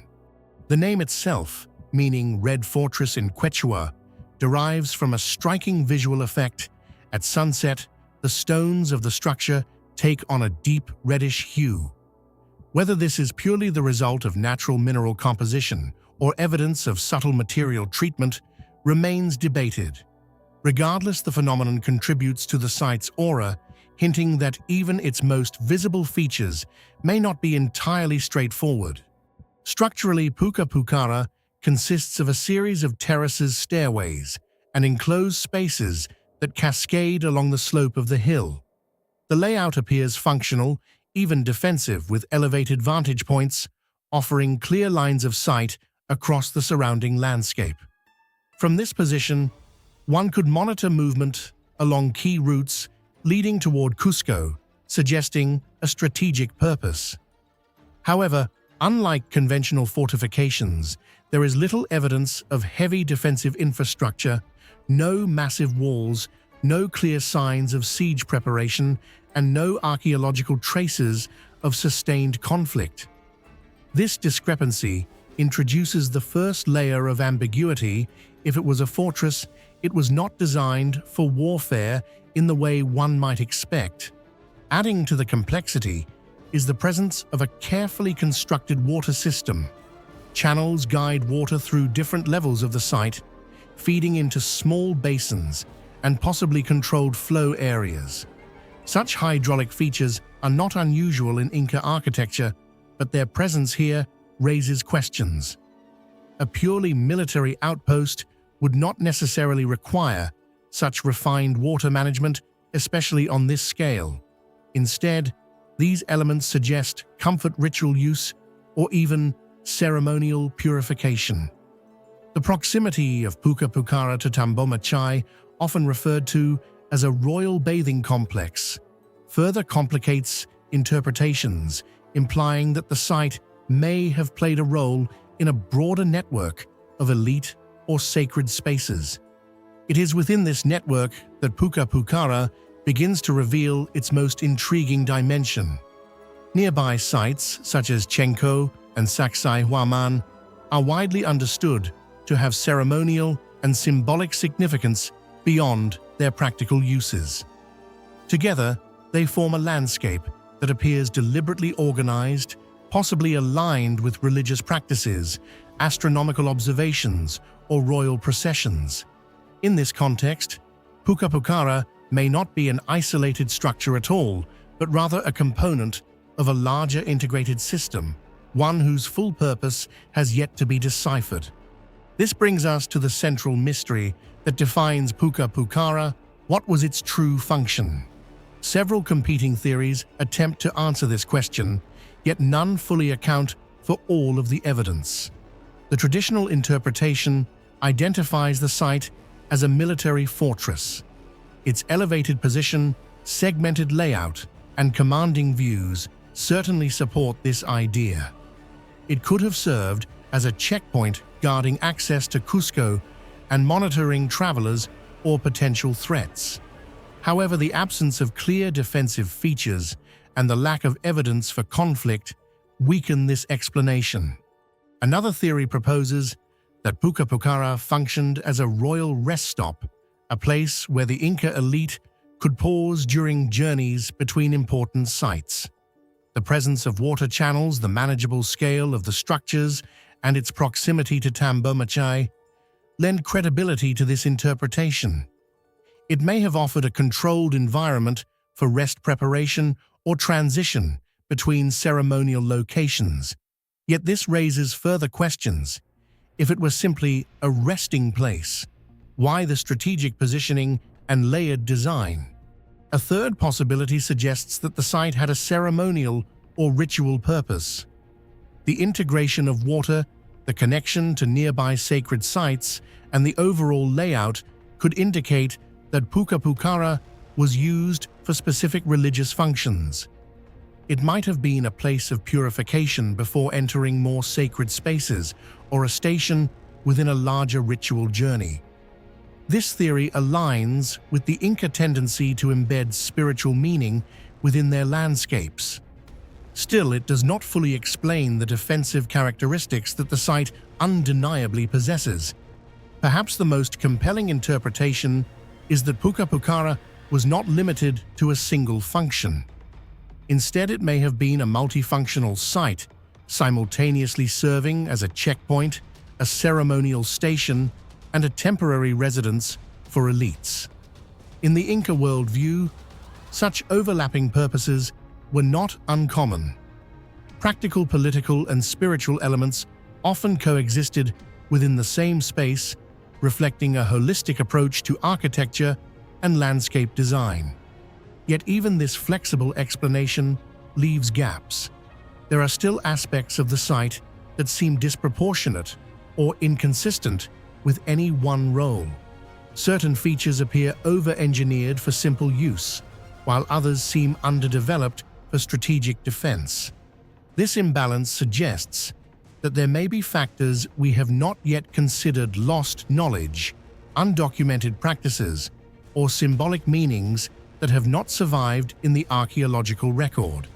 In the end, Puka Pukara remains an unresolved puzzle. It challenges modern assumptions about how ancient structures should be categorized and understood.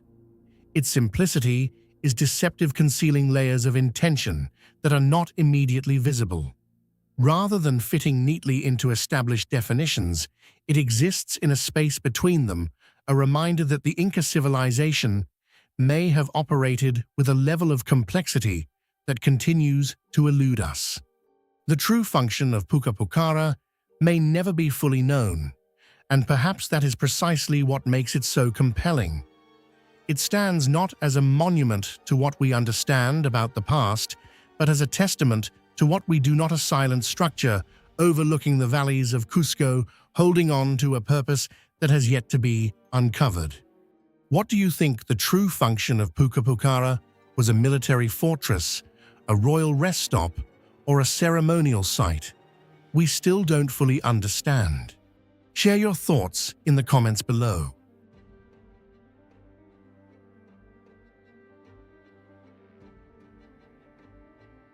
In the shadow of catastrophe, where destruction and preservation collide in a paradox that defies intuition, the story of the Herculaneum scrolls begins. In the year 79 AD, the catastrophic eruption of Mount Vesuvius unleashed a sequence of events so violent and sudden that entire cities were erased in a matter of hours. Among them was Herculaneum, a coastal Roman town, buried not just in ash, but in a dense, superheated surge of volcanic gas and debris.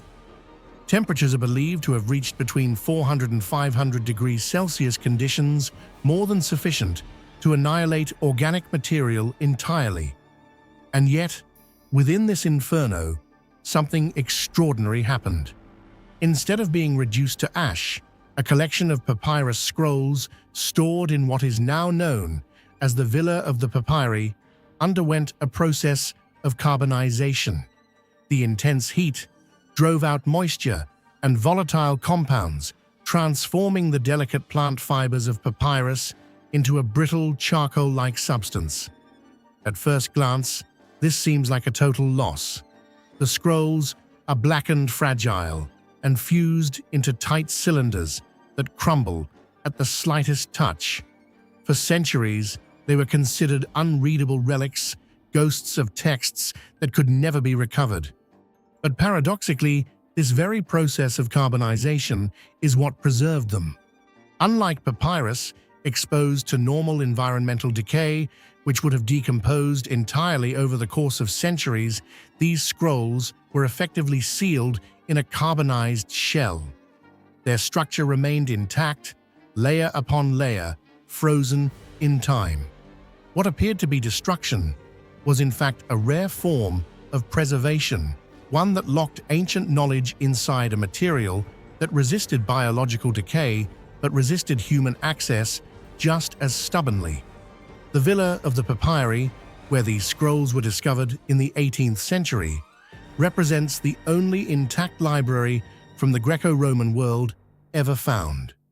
More than 1,800 scrolls have been recovered, most of them containing philosophical works, particularly those associated with the Epicurean school. Names like Philodemus emerge from within these texts, offering a glimpse into intellectual traditions that once flourished but are now only partially understood. Yet the true magnitude of what lies hidden remains unknown. Could these scrolls contain lost works by Aristotle, forgotten plays, scientific treatises, or entirely unknown authors? The possibility lingers suspended between hope and uncertainty. For centuries, attempts to open the scrolls led only to further destruction. Early methods involved physically unrolling them, often resulting in fragments breaking apart, ink flaking away, and entire sections disintegrating before they could be read. Each attempt was a gamble, one that frequently ended in irreversible loss. The scrolls seemed to resist not only time, but human curiosity itself. It is only in recent decades that technology has begun to shift the balance. Using advanced imaging techniques such as X-ray, phase contrast, tomography, Researchers have developed methods to virtually unwrap the scrolls without physically touching them. These scans penetrate the carbonized layers, mapping their internal structure in astonishing detail. Artificial intelligence algorithms then attempt to reconstruct the flattened surfaces of each layer, searching for patterns that might correspond to written text. It is a process that blends physics, computer science, and archaeology into a single delicate operation, one that seeks to read what cannot be seen. And yet, even with these advancements, one of the most profound mysteries remains unresolved. Why does the ink still exist? At first glance, this question seems almost trivial. Of course, the ink exists. After all, writing is visible on some fragments that have been successfully opened. But when considered in the context of carbonization, the question becomes far more complex. Both the papyrus and the ink were subjected to the same extreme conditions. Both were exposed to intense heat pressure and chemical transformation. In theory, both should have undergone similar processes, resulting in materials that are nearly indistinguishable from one another. And in many ways, they did. The papyrus fibers, originally composed of organic plant material, were converted into carbon-rich structures. The ink, often made from soot or other carbon-based substances, also became carbonized. This creates a fundamental problem. If both the writing surface and the writing itself are now composed of similar carbonized material, how can the text still be detected at all? The answer lies in subtle differences so slight that they border on the limits of detectability. One leading hypothesis suggests that the ink used in these scrolls was not purely carbon-based, but may have contained trace amounts of heavy metals such as lead or iron. These elements, even in minute quantities, could create variations in density or atomic composition that are detectable through advanced imaging techniques. X-ray scans, for instance, can sometimes reveal these differences, allowing researchers to distinguish between ink and papyrus even when both appear visually identical. However, this explanation is not universally accepted, and evidence remains incomplete. Another possibility is that the physical structure of the ink differs from that of the papyrus at a microscopic level. Even if both materials are carbonized, the way in which carbon is arranged, its density layering, and interaction with the original fibers may vary. These structural differences could influence how the materials respond to imaging, creating faint but detectable contrasts that can be interpreted as text. But this raises further questions. If the differences are so subtle, how reliable are the readings? Are we truly seeing the original text, or are we interpreting noise patterns that resemble writing but may not correspond to meaningful content? The role of artificial intelligence in this process adds another layer of complexity.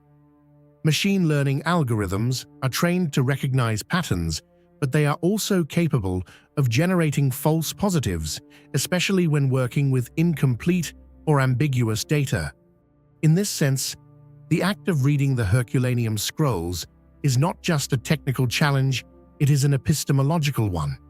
It forces us to confront the limits of knowledge itself. How do we know what we know when the evidence is buried beneath layers of transformation and uncertainty? The survival of the ink, therefore, is not just a chemical or physical phenomenon. It is a threshold, a boundary between what can be recovered and what remains lost. It represents the fragile persistence of information in the face of overwhelming forces, a reminder that knowledge can endure even when its medium is fundamentally altered. And yet the majority of the scrolls remain unread. Despite all technological progress, only a fraction of the texts have been partially deciphered. Many scrolls have yet to be scanned, and even those that have been scanned often yield only fragments of legible text. The process is slow, painstaking, and uncertain. Each new discovery is incremental, a small step forward in a landscape defined by limitations. But the potential remains immense. Some researchers believe that we are on the verge of a breakthrough, that improvements in imaging, resolution data processing, and AI interpretation could soon unlock entire scrolls in ways that were previously unimaginable. If this happens, the implications could be profound. Entire works of ancient philosophy, literature, and science could re-emerge after nearly 2 millennia of silence. Or perhaps they will not. It is equally possible that many of the scrolls contain texts that are already known, or works that hold limited historical significance. The anticipation of discovery is balanced by the risk of disappointment, a reminder that not all mysteries lead to revelation. And yet the mystery itself is part of the story. The carbonization of the Herculaneum scrolls represents a unique intersection of destruction and preservation, of loss and possibility. It is a phenomenon that challenges our assumptions about time, materiality, and the resilience of knowledge. It forces us to reconsider what it means for something to survive, not in its original form, but in a state that is both altered and intact. In the end, these scrolls are more than artifacts. They are messages from a world that was abruptly silenced, encoded in a form that resists easy interpretation. They remind us that history is not always written in clear lines, but often hidden in shadows, waiting for the right tools, the right questions, and perhaps the right moment to be understood.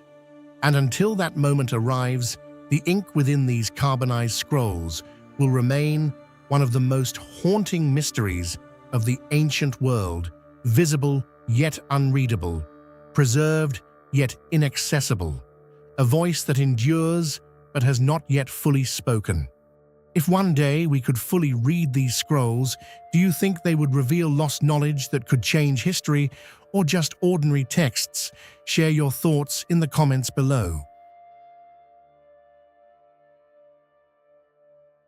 Along the desolate edge of the Nile Valley, far from the river's modern banks, lies one of the most enigmatic archaeological discoveries in ancient Egypt, the boat burials of Abydos. Dating back to the First Dynasty, around 3000 BCE, these vessels were not mere symbolic artifacts or decorative relics.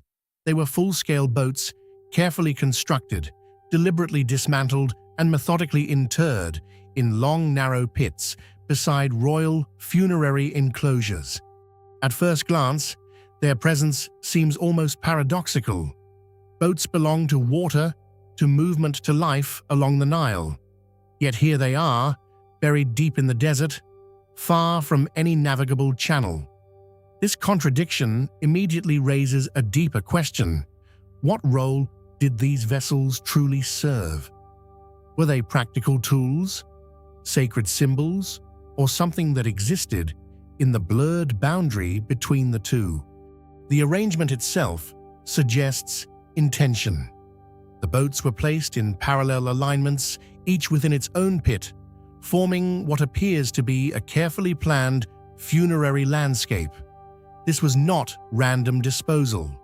It was choreography, ritual, precise and meaningful.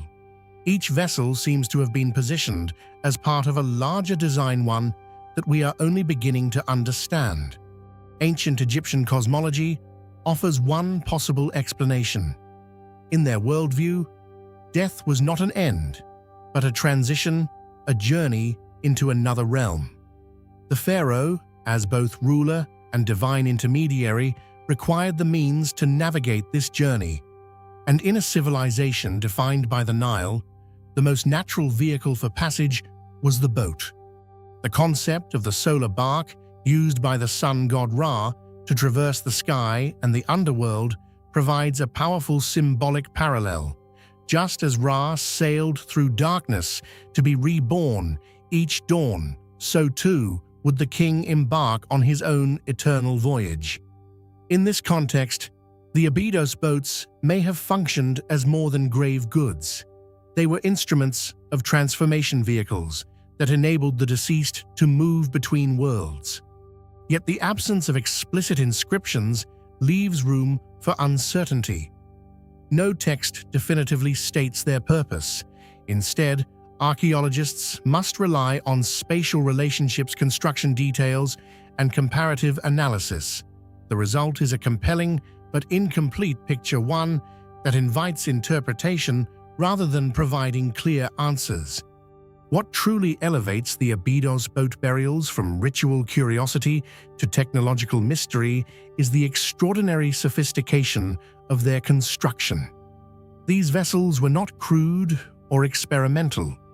They exhibit a level of craftsmanship that appears in many ways fully matured, almost as if the technology had already undergone a long period of refinement before these examples were ever built. The hulls were assembled using wooden planks joined not by metal fasteners but through intricate systems of lashings.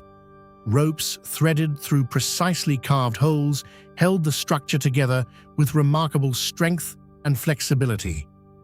This method allowed the boats to absorb stress and adapt to the shifting currents of the Nile, reducing the risk of structural failure. It is a solution, both elegant and highly effective one, that reflects a deep understanding of material behavior. Even more striking is the evidence of early mortise and tenon joinery. This technique, involving interlocking wooden components, would later become a hallmark of advanced shipbuilding in the Mediterranean.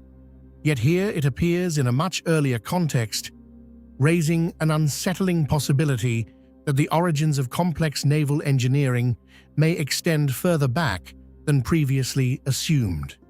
The precision of the construction is equally impressive.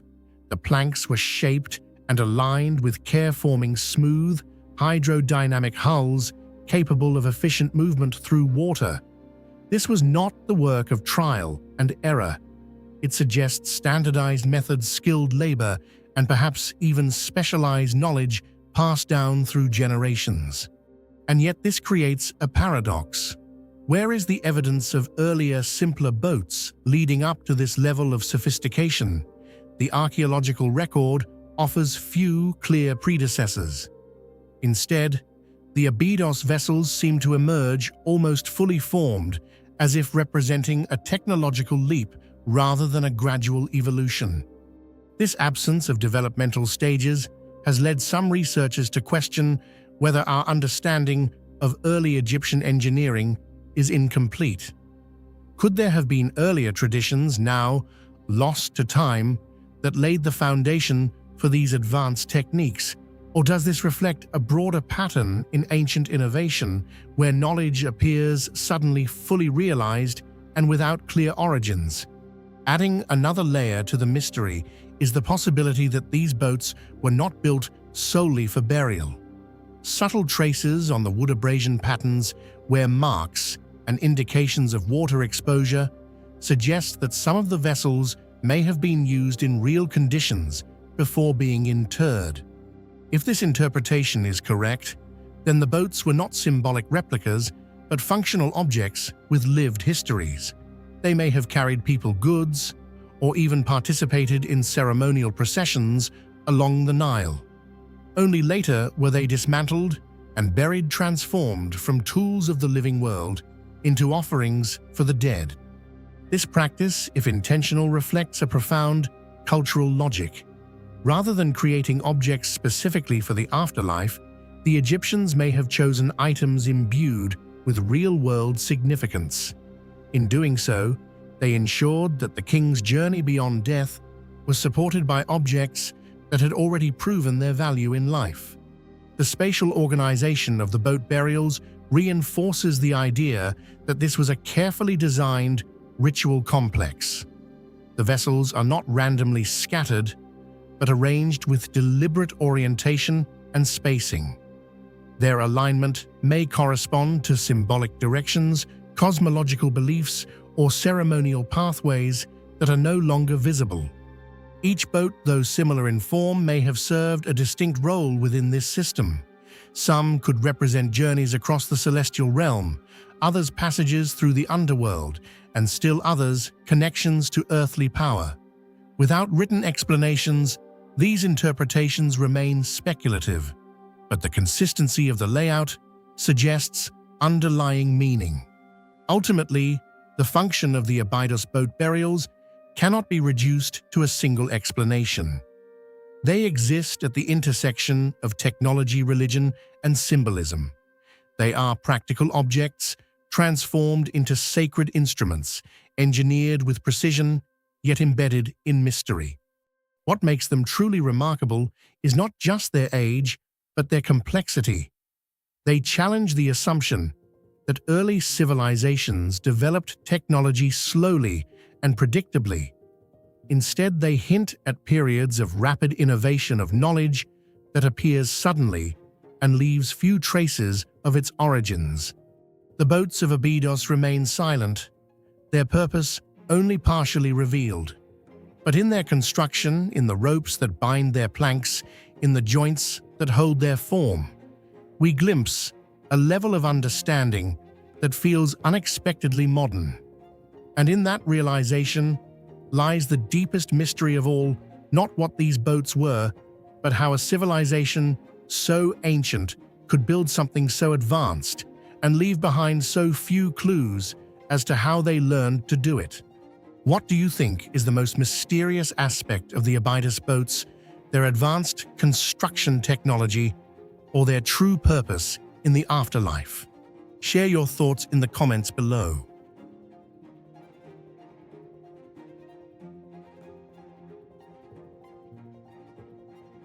Across the ancient world, there are artifacts that challenge what we think early civilizations were capable of achieving. Some do so through sheer scale, others through complexity of design. But occasionally, an object appears that is small, almost modest in size, yet deeply unsettling in what it implies. The liver of Piacenza is one of those objects. Discovered near the city of Piacenza in the 19th century, this bronze model of a sheep's liver dates back to roughly the 2nd century BCE. At first glance, it appears to be a ritual object associated with the divination practices of the Etruscan people. But the deeper one looks, the more it begins to resemble something else entirely, something structured, systematic, and engineered, with a level of precision that feels unexpectedly advanced for its time. The artifact is shaped like a liver, but it is not an anatomical study in the modern sense. Instead, its surface is divided into approximately 40 distinct compartments. Each of these sections is inscribed with the name of a deity from the Etruscan pantheon. The divisions are not random. They are organized in a way that suggests hierarchy, orientation, and possibly even directional meaning. Some scholars believe that the liver was used as a teaching tool for haruspices, priests trained to interpret the will of the gods by examining the entrails of sacrificed animals. Others suggest that it functioned as a standardized reference model, ensuring that interpretations followed a consistent symbolic system. Yet the real mystery is not the purpose alone. It is the structure itself. The layout resembles a cosmological diagram more than a biological organ. It implies that the Etruscans saw a direct correspondence between the internal anatomy of a living being and the structure of the universe. In this worldview, the liver becomes a microcosm, a scaled-down version of a divine order. This is where the liver of Piacenza becomes truly difficult to explain. The craftsmanship is not merely good, it is extraordinarily precise. The artifact was cast in bronze, a material that requires careful control of temperature timing and mold design. Even slight inconsistencies during casting can result in warping bubbles or loss of detail. Yet the surface of this object is remarkably smooth and consistent, indicating a high level of mastery over metallurgical processes. More striking still are the inscriptions. Each compartment contains finely engraved text, and these inscriptions maintain clarity and proportional consistency across a curved, uneven surface. This alone presents a significant technical challenge. Engraving on a flat plane is one thing. Engraving on a convex, irregular form while maintaining alignment, spacing, and legibility is something else entirely. The divisions themselves are equally precise. The boundaries between sections are clean and deliberate, suggesting that the layout was planned in advance, not improvised. This implies the use of a conceptual grid or template, possibly transferred onto the mold before casting or carefully marked afterward. Either scenario raises important questions. How did the artisans achieve such accuracy without modern measuring tools? What methods did they use to ensure proportional consistency across the entire surface? One possibility is that the Etruscans employed highly refined lost wax casting techniques. This method allows for intricate detail, but it also requires a high degree of planning and skill. The model must first be sculpted in wax, with all inscriptions and divisions carefully carved in reverse.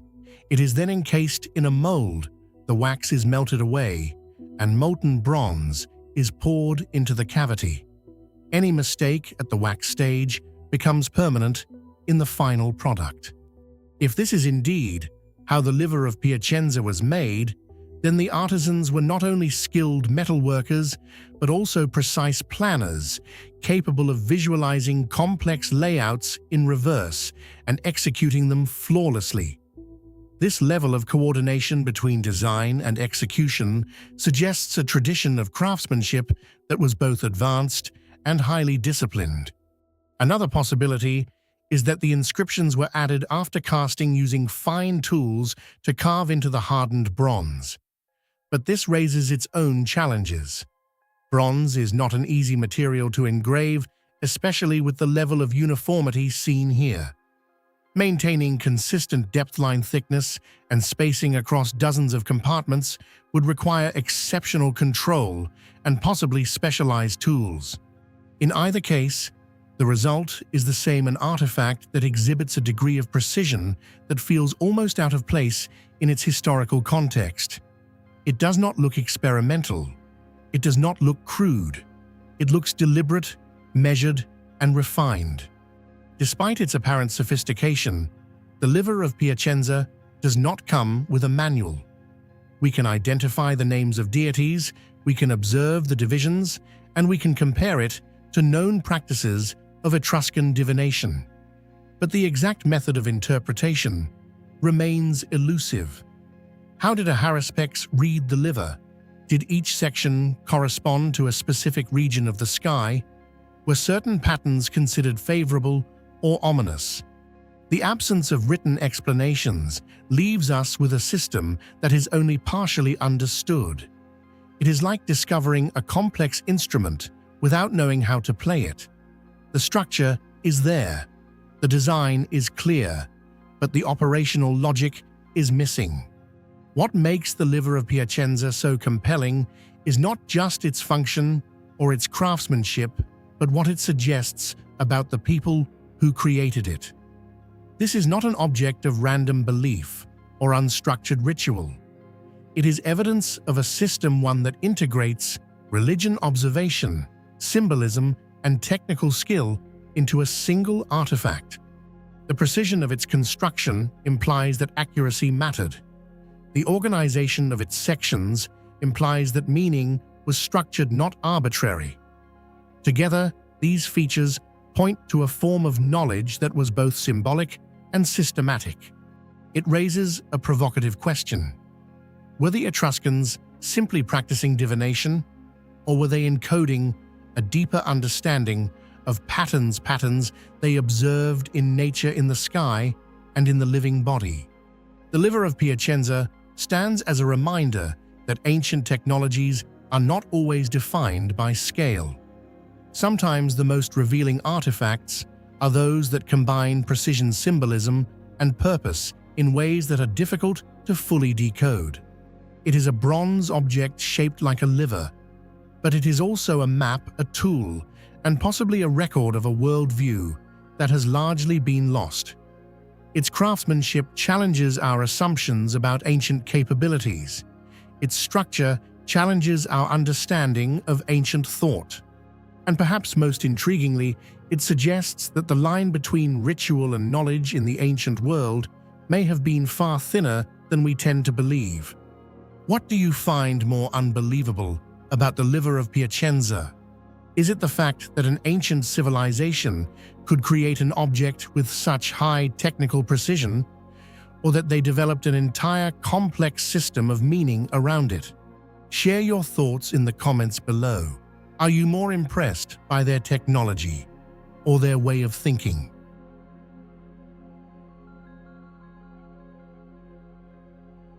In the arid coastal landscapes of ancient Peru, where wind and sand have preserved secrets for centuries, the tomb of Chirimaya Twimia emerges not merely as an archaeological site, but as a quiet contradiction to everything we assume about early Andean civilizations.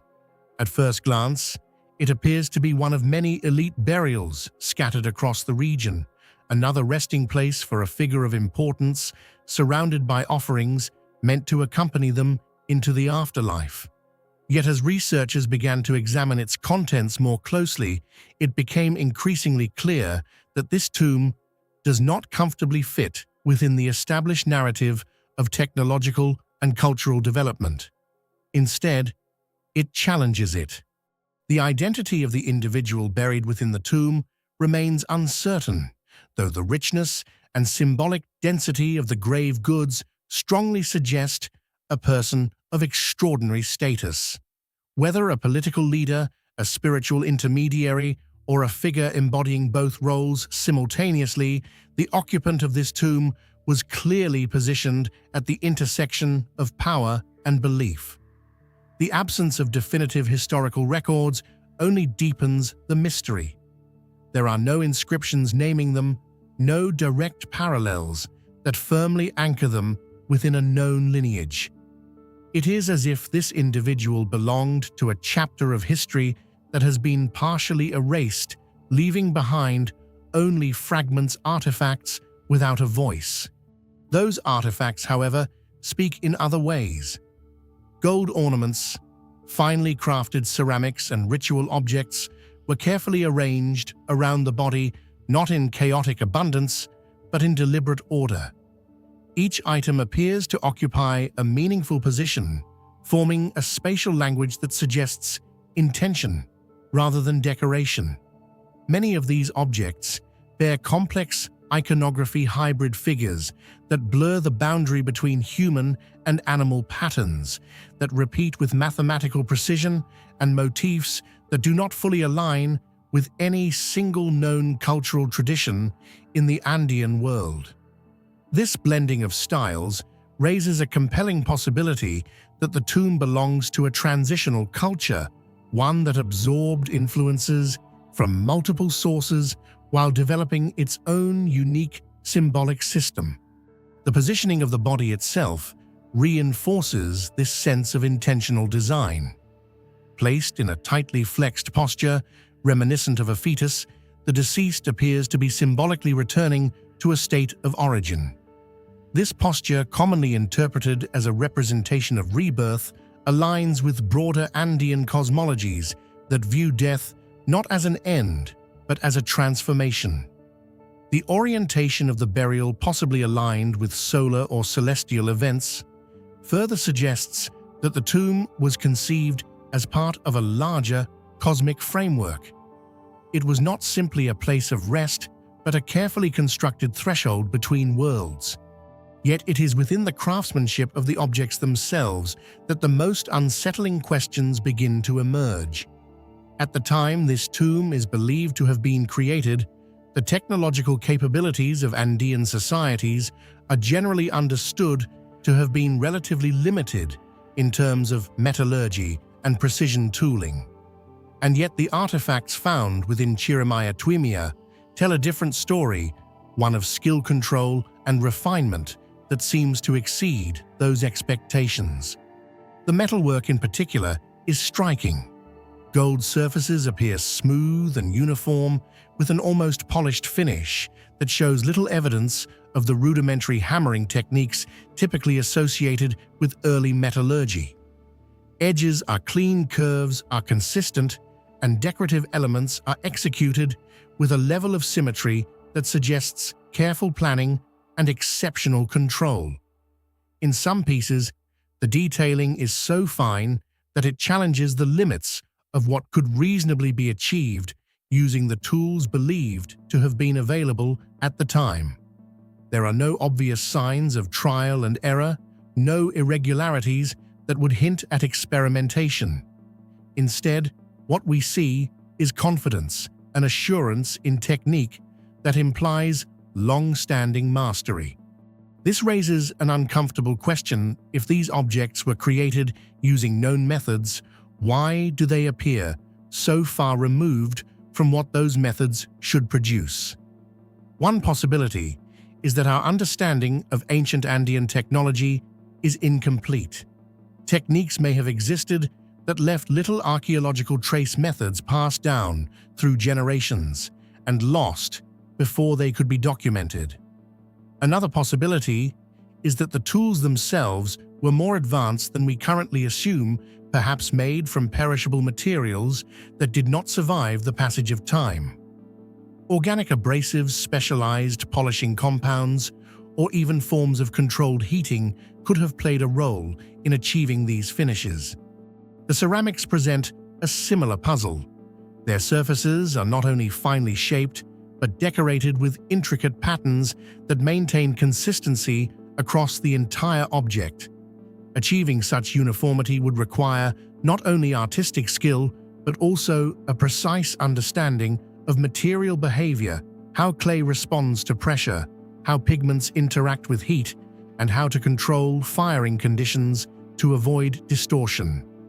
In an environment without modern kilns or temperature regulation, this level of control is difficult to explain. And yet the evidence is undeniable: these objects were not accidental successes. They were the result of repeatable, reliable processes.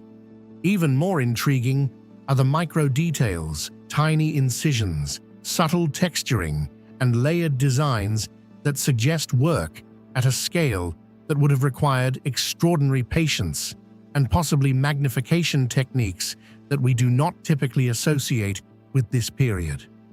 While there is no direct evidence of lenses or optical tools, the precision of these details invites speculation. Were artisans simply more skilled than we imagine, trained from a young age to develop an almost superhuman steadiness of hand?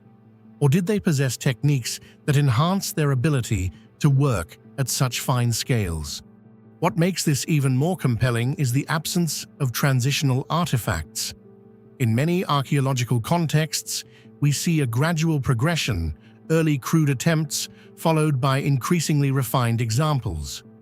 But in the tomb of Chirimaya Tuimia, the objects appear fully realized, as if the techniques behind them had already reached maturity.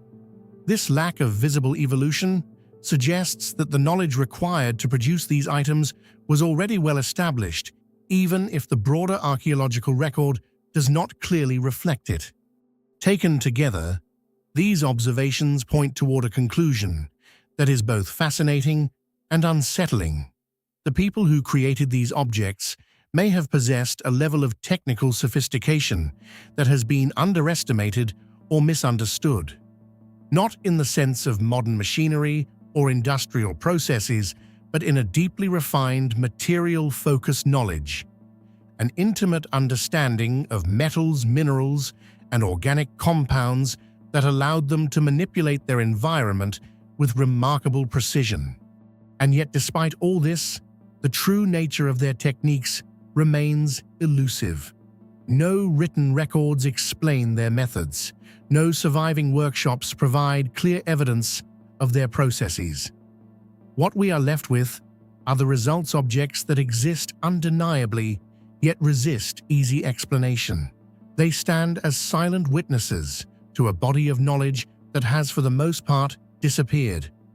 Beyond the technical aspects, the symbolic dimension of the tomb adds another layer of complexity. The repeated motifs and structured arrangements suggest that these objects were not merely functional or decorative, but encoded with meaning. Whether that meaning represents a form of proto-writing, a ritual language, or a system of knowledge transmission is still unclear. But the consistency with which these patterns appear indicates that they were understood by those who created them, even if they are opaque to us today. In this sense, the tomb of Chirimaya Twimia becomes more than a burial site. It becomes a message, one that has survived for centuries, waiting to be interpreted. But like many ancient messages, it is incomplete. Parts are missing, contexts are lost, and the key to understanding it fully may no longer exist. What remains is a paradox.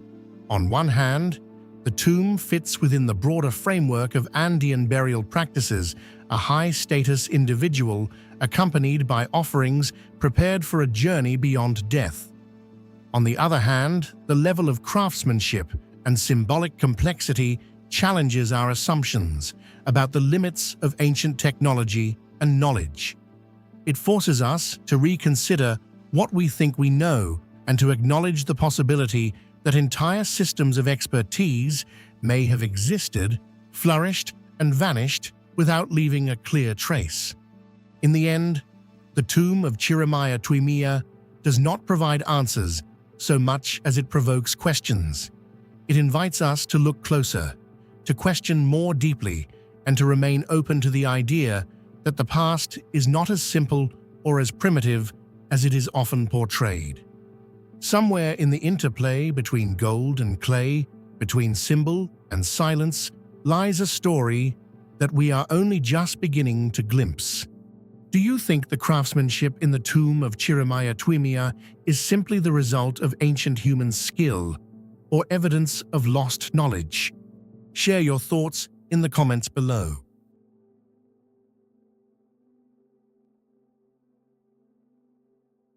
Along the arid northern coast of Peru, near the modern city of Huarmey, a silent hill known as Castillo de Huarmey rises from the desert like a sentinel frozen in time.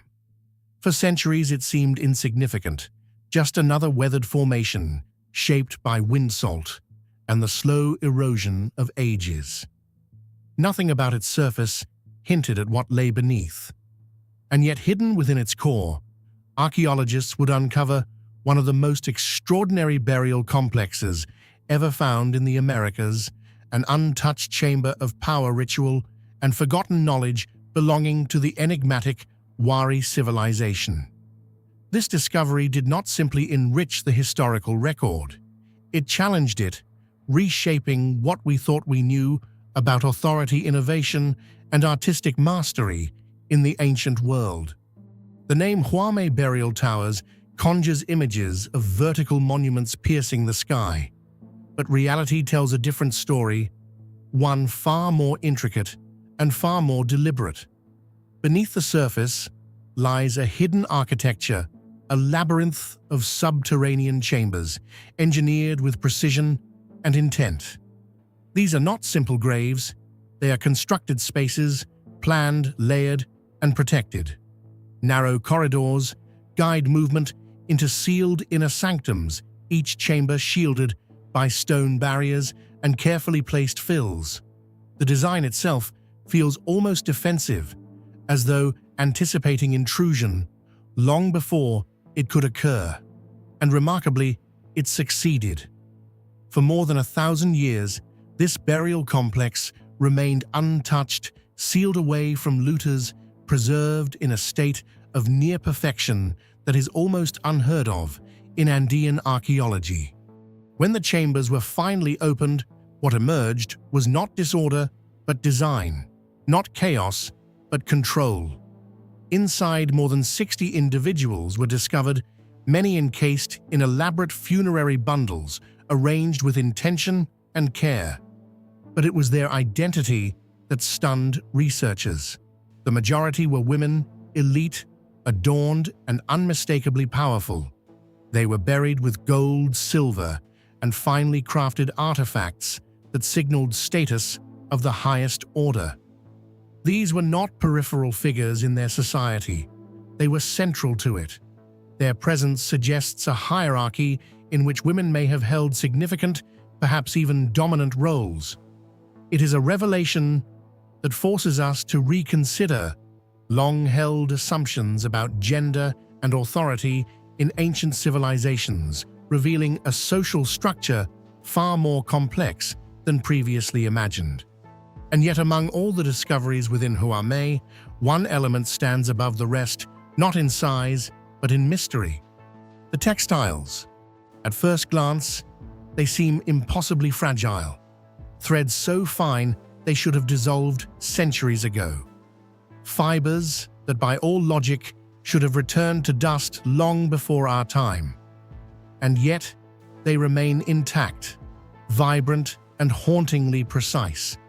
Over 1,200 years after they were woven, these fabrics still hold their form, their color, their identity. They are not remnants, they are revelations.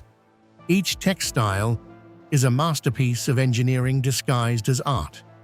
The threads are spun with astonishing uniformity, suggesting a level of control and consistency that is difficult to reconcile with the absence of modern tools. The weaving itself produces patterns of striking complexity, geometric forms that repeat with near mathematical perfection. Symmetry is not suggested, it is enforced. Every line, every intersection, every motif appears intentional, calculated, and exact. These are not decorative embellishments. They are structured systems, visual codes that may carry symbolic, cultural, or even communicative meaning. But perhaps even more astonishing is their color. Reds that still burn with intensity, yellows that remain luminous, deep blues and dense blacks arranged in deliberate contrast. After more than a millennium, these pigments have not faded into obscurity. They endure. This is not accidental preservation. It is evidence of knowledge, chemical, botanical, and procedural. The Wari civilization did not simply dye fabric. They understood how to transform it.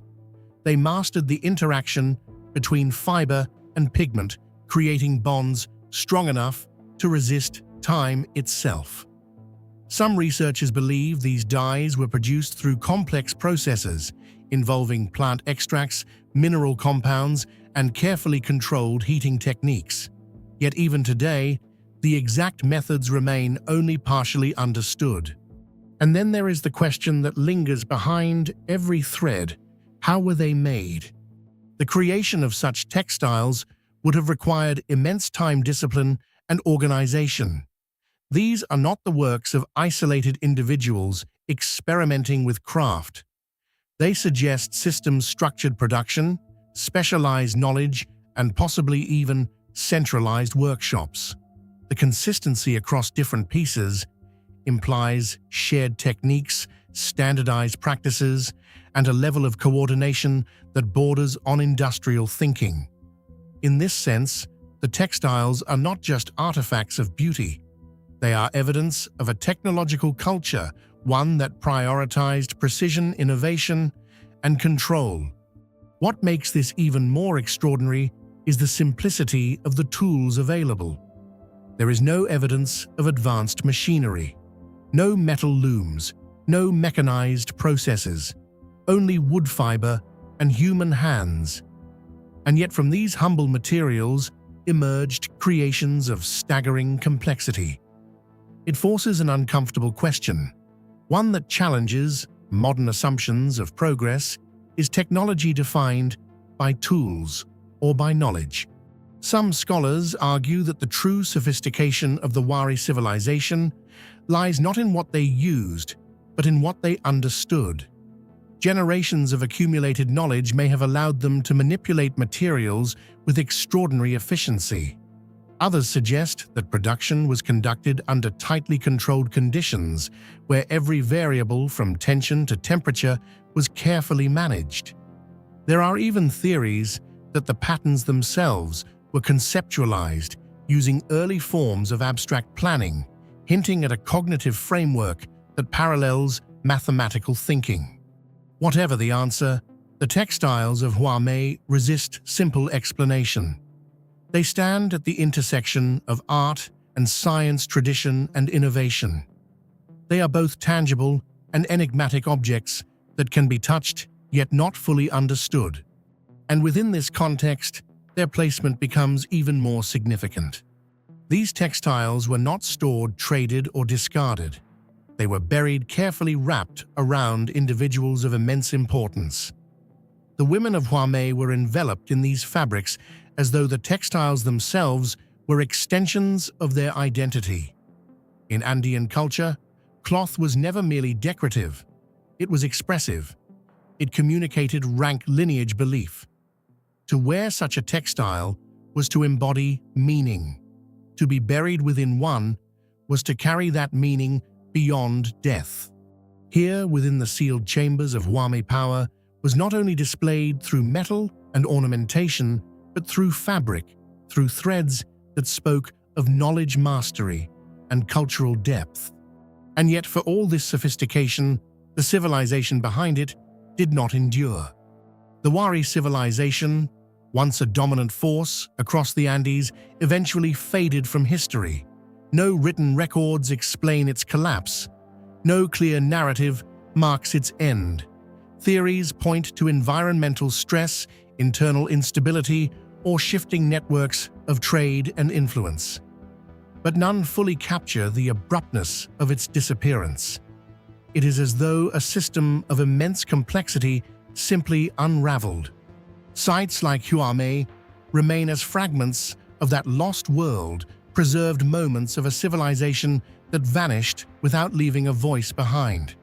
In the end, the Quilmes burial towers are more than a burial site.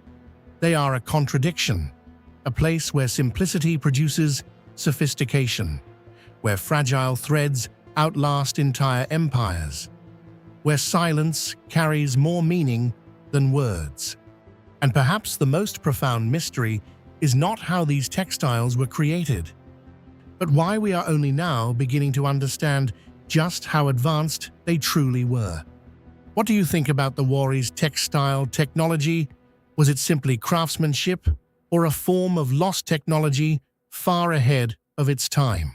Share your thoughts in the comments below.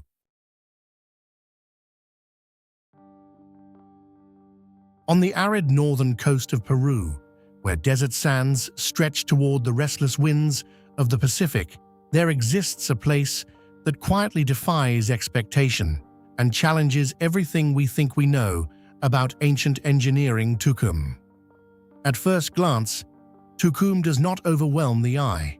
Its pyramids lack the polished precision of Egypt's limestone giants or the dramatic verticality of Mesoamerican temples. Instead, they rise gently from the earth like wind-shaped dunes, forms born not from stone, but from the soil itself. And yet beneath this understated appearance lies one of the most compelling enigmas of the ancient world. Scattered across a vast desert valley are more than 26 monumental structures known as huacas. Among them, Huaca Larga dominates the landscape, stretching nearly 700 meters in length, an immense construction by any standard, and one of the largest adobe structures ever created. These pyramids were not tombs, as one might instinctively assume. They were centers of ritual governance and power, living spaces of ceremony and control for the civilizations that once flourished here, most notably the Sican, followed later by the Inca. But beyond their scale and their purpose, what truly defines Tucume is not what was built, but how it was made. Unlike the enduring stone monuments that dominate the narrative of ancient architecture, Tucume's pyramids were constructed almost entirely from adobe sun-dried bricks composed of mud-clay water and organic fibers. By modern standards, adobe is a material of fragility. It erodes easily, dissolves under sustained rainfall, and demands constant upkeep to survive even a few decades. It is not a material one would choose for permanence. And yet here in Tucume, entire pyramids, some monumental in both size and complexity, have endured for centuries. It is this contradiction that lies at the very heart of Tucume's greatest mystery. How could a civilization without advanced tools or industrial technology create structures from such humble, vulnerable materials that could withstand the punishing cycles of desert heat, shifting sands, and seasonal rains? How did they endure the violent disruptions of El Niño climatic events, powerful enough to reshape entire landscapes? The answers are not immediately visible, but they are embedded layer by layer within the very fabric of the pyramids themselves. Archaeological evidence suggests that the builders of Tucume possessed a profound and intuitive understanding of their environment. This was not construction in its simplest form. It was a carefully orchestrated process. The adobe bricks were standardized in shape and size, deliberately formed rather than crudely assembled. Many bear markings, subtle imprints that may have identified labor groups, production phases, or construction sequences.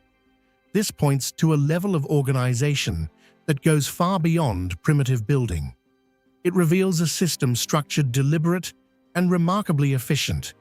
Yet even more intriguing is the composition of the adobe itself. Far from being a simple mixture of mud and water, these bricks likely incorporated organic materials such as straw or plant fibers. These elements acted as natural reinforcements, binding the structure together, much like modern composite materials. Under the intense Peruvian sun, the bricks hardened into a durable form, resilient yet not rigid. But even this alone does not fully explain their survival. The true brilliance may lie in the design philosophy itself. Rather than imposing rigid, towering forms upon the landscape, the builders of Tucume created structures that worked in harmony with it. The pyramids were constructed with broad bases and gently sloping walls, allowing weight to be distributed evenly across the structure. This reduced internal stress and increased overall stability. The walls were layered in a way that permitted slight movement, absorbing shifts in the ground rather than resisting them. In essence, these structures were not designed to fight the forces of nature, but to adapt to them. Their placement within the valley further reinforces this idea. The positioning of the pyramids appears anything but random. Many are oriented to minimize exposure to prevailing winds or aligned with natural drainage paths. There is growing evidence to suggest that the builders understood seasonal water behavior, shaping the terrain to divert rainfall away from vulnerable areas. This was not merely architecture, it was environmental engineering executed with a precision that remains difficult to fully reconstruct. And still, something remains unresolved. The Lambayeque region is no stranger to extreme weather. Throughout history, powerful El Niño events have brought torrential rains capable of dissolving adobe settlements into mud within days. Across the world, similar structures have vanished under such conditions, and yet Tucume endures. Not untouched erosion has left its mark, and some structures have partially collapsed, but enough remains to tell a story of resilience that borders on the improbable. Was this durability the result of knowledge accumulated over generations, refined through trial and error, perfected over centuries? Or did these builders possess techniques that have since been lost to time? Subtle methods of mixing, curing, or layering, the adobe methods that modern science has yet to fully rediscover. There is also another dimension to consider, one that blurs the line between engineering and belief. In ancient Andean cultures, construction was never purely physical. It was spiritual. The act of building was intertwined with ritual, with offerings made to the earth and ceremonies performed at critical stages of construction. Materials were not chosen solely for their functional properties, but also for their symbolic meaning. It is possible that what we interpret today as engineering success was in part guided by a worldview that integrated nature, material, and spirit into a single, unified process. Beyond the materials and methods, Tucume reveals a deeper layer of intentionality through its alignment. Many of its pyramids appear oriented toward Cerro, a nearby mountain regarded as sacred by the people who inhabited the valley. This suggests that Tucume was more than a city, it was a designed landscape of belief, where architecture, geography, and cosmology were inseparably linked. And then, as with so many ancient places, there is the final and most haunting question: why was it abandoned? Sometime in the 16th century, Tucume was suddenly deserted. Archaeological evidence indicates that parts of the site were deliberately burned before being left behind, as if the inhabitants sought to cleanse close or even destroy what they had built. The reasons remain uncertain. Some point to the arrival of Spanish forces whose presence disrupted indigenous societies across the region. Others suggest internal upheaval, environmental catastrophe, or a profound shift in spiritual belief that rendered Tucume obsolete or even feared. Whatever the cause, the people left, and the desert began its slow, patient work of reclamation. But it did not succeed entirely. Today, the pyramids of Tucume still stand weathered, subdued, and almost indistinguishable from the earth around them. They do not dominate the landscape, they belong to it. And in doing so, they continue to resist time in a way that feels almost paradoxical. They are not the strongest structures ever built. They are not the most visually imposing, and yet they endure, quietly challenging the assumption that permanence requires strength or that complexity is the key to survival. Tucume offers a different lesson, one where resilience is not achieved through resistance, but through understanding, where longevity is not imposed upon nature, but negotiated with it. And perhaps in the end, that is the true mystery of Tucume. Not how these pyramids were built, but how a civilization working with nothing more than earth, water, and knowledge created something that refuses to disappear. What do you think allowed Tucume's adobe pyramids to survive for centuries? Engineering environment or a lost secret? Share your thoughts in the comments below.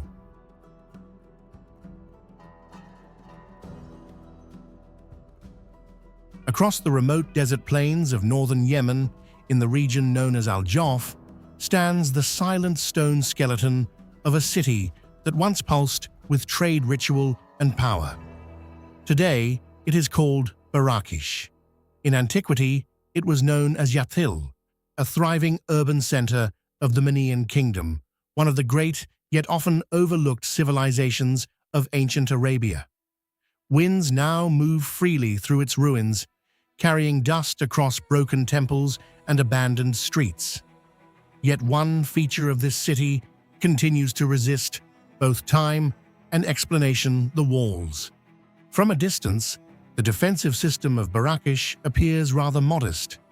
It does not rise to the dramatic heights of medieval castles, nor is it adorned with elaborate towers like those of later empires. But as one approaches, the illusion of simplicity begins to fade. The walls stretching around the entire perimeter of the ancient city are built from massive stone blocks, each carefully shaped, precisely placed, and still standing firm after more than 2 millennia. There is no mortar binding these stones together.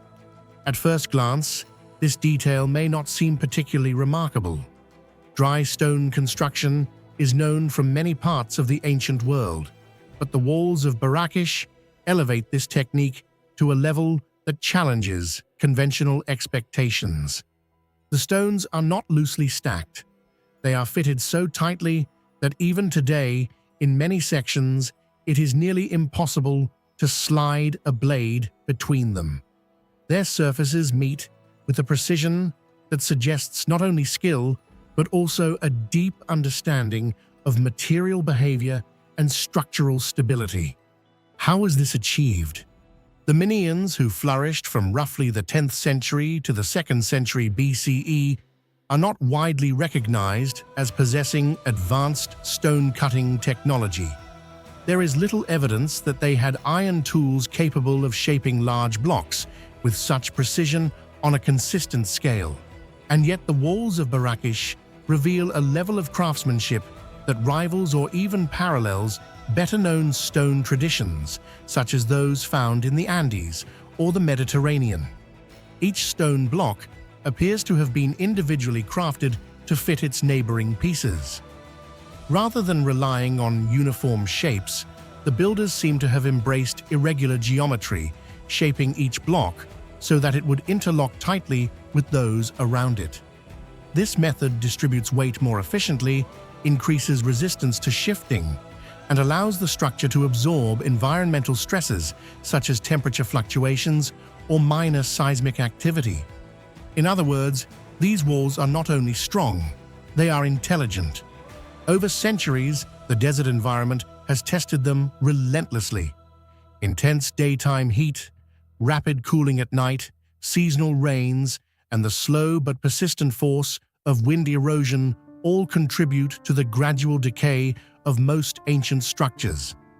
And yet large sections of Barakish's walls remain standing, their integrity largely intact. This durability raises further questions. Without mortar, one might expect gaps to widen over time, leading to instability. But the opposite seems to have occurred.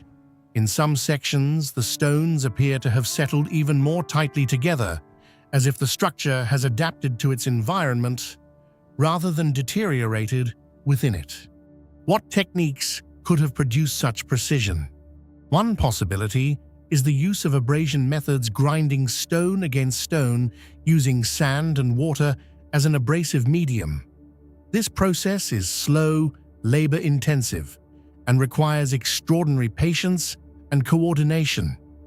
It suggests a workforce that was not only highly skilled, but also well-organized, capable of sustaining long-term construction projects with consistent standards. Another theory suggests the use of simple, yet effective measurement systems. Even without modern tools, ancient builders could have used string lines, plumb bobs, and basic geometric principles to achieve remarkable accuracy. Repetition and experience passed down through generations may have refined these methods to a level that now appears almost inexplicable. Yet even these explanations do not fully account for what we see.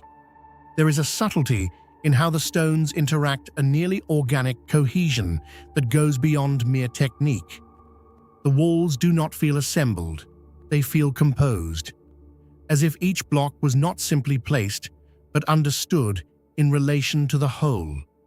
And this is where the mystery deepens, because Barakish was not an isolated structure. It was a living city, strategically positioned along the incense route, one of the most important trade networks of the ancient world. Caravans transporting frankincense, myrrh, and other valuable goods passed through its gates, bringing wealth and cultural exchange. The walls were not merely defensive structures. They were symbols of stability, permanence, and control. They defined the boundary between the ordered interior of the city and the vast uncertainty of the desert beyond. Inside these walls, life was carefully organized. Streets were laid out, temples were constructed, and economic activity was regulated. The city's layout suggests intentional planning, with clearly defined zones for religion, residence, and commerce. More than 50 temples once stood here, dedicated to deities such as Athtar, reflecting a complex belief system deeply intertwined with daily life. Yet despite this evident sophistication, many aspects of the Minoan civilization remain unclear. Their inscriptions carved into stone throughout the site have only been partially deciphered, and many elements of their language and symbolism remain unknown. Their political structure, technological capabilities, and even the full extent of their trade networks are still subjects of ongoing research. In this context, the walls become more than architectural features. They are clues that point to a level of knowledge and capability that does not fully align with the limited historical record we possess. At some point in the 1st century BCE, the stability of Barakish was shattered. Roman forces expanding into Arabia Felix laid siege to the city. Archaeological evidence reveals destruction, collapsed sections, signs of conflict, and abrupt disruption. Although parts of the city were later reused, it never regained its former prominence. Over time, it faded into obscurity, eventually abandoned to the desert. But the walls remained. Today, they stand as both a physical and intellectual challenge, a reminder that our understanding of ancient technology is still incomplete, that what we often label as simple may, in reality, conceal layers of complexity yet to be uncovered. Because simplicity in the ancient world did not necessarily mean limitation. Sometimes it meant refinement. The walls of Barakish embody this idea. Built without mortar, without clearly advanced tools, and without modern engineering theory, they continue to endure.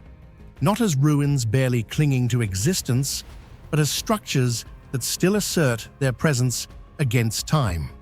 And perhaps the most compelling question they pose is not how they were built, but whether we have truly understood the people who built them at all. Do you think the builders of Barakish possessed knowledge or techniques that we have not yet fully understood?